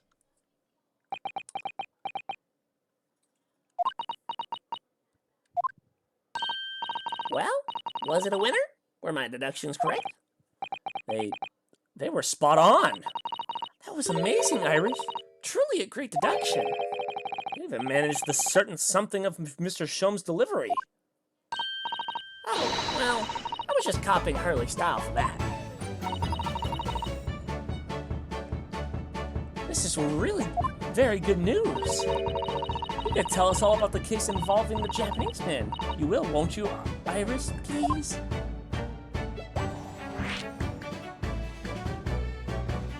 Okay. Whew, I'm starting to get a little headache. Doing her voice fucking hurts. So I'm going to go ahead and call it a night. Thank you guys so much for coming by. I appreciate it. Tomorrow we'll play... Oh, hi, Pretty Keith. So tomorrow we'll play a game. I don't know. We'll play... We won't play this. We don't play this. We won't play Persona. We'll just play a game. Who knows what it'll be. But I will see you guys tomorrow. Mother's Day? Is it? Oh, that's right. Tomorrow is Mother's Day, isn't it? I'll give Mother a day.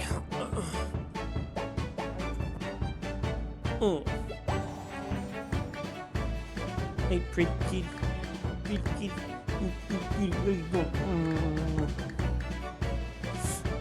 Anyways, yep. You guys have a good rest of your night, and I will see you guys tomorrow, maybe. Bye-bye.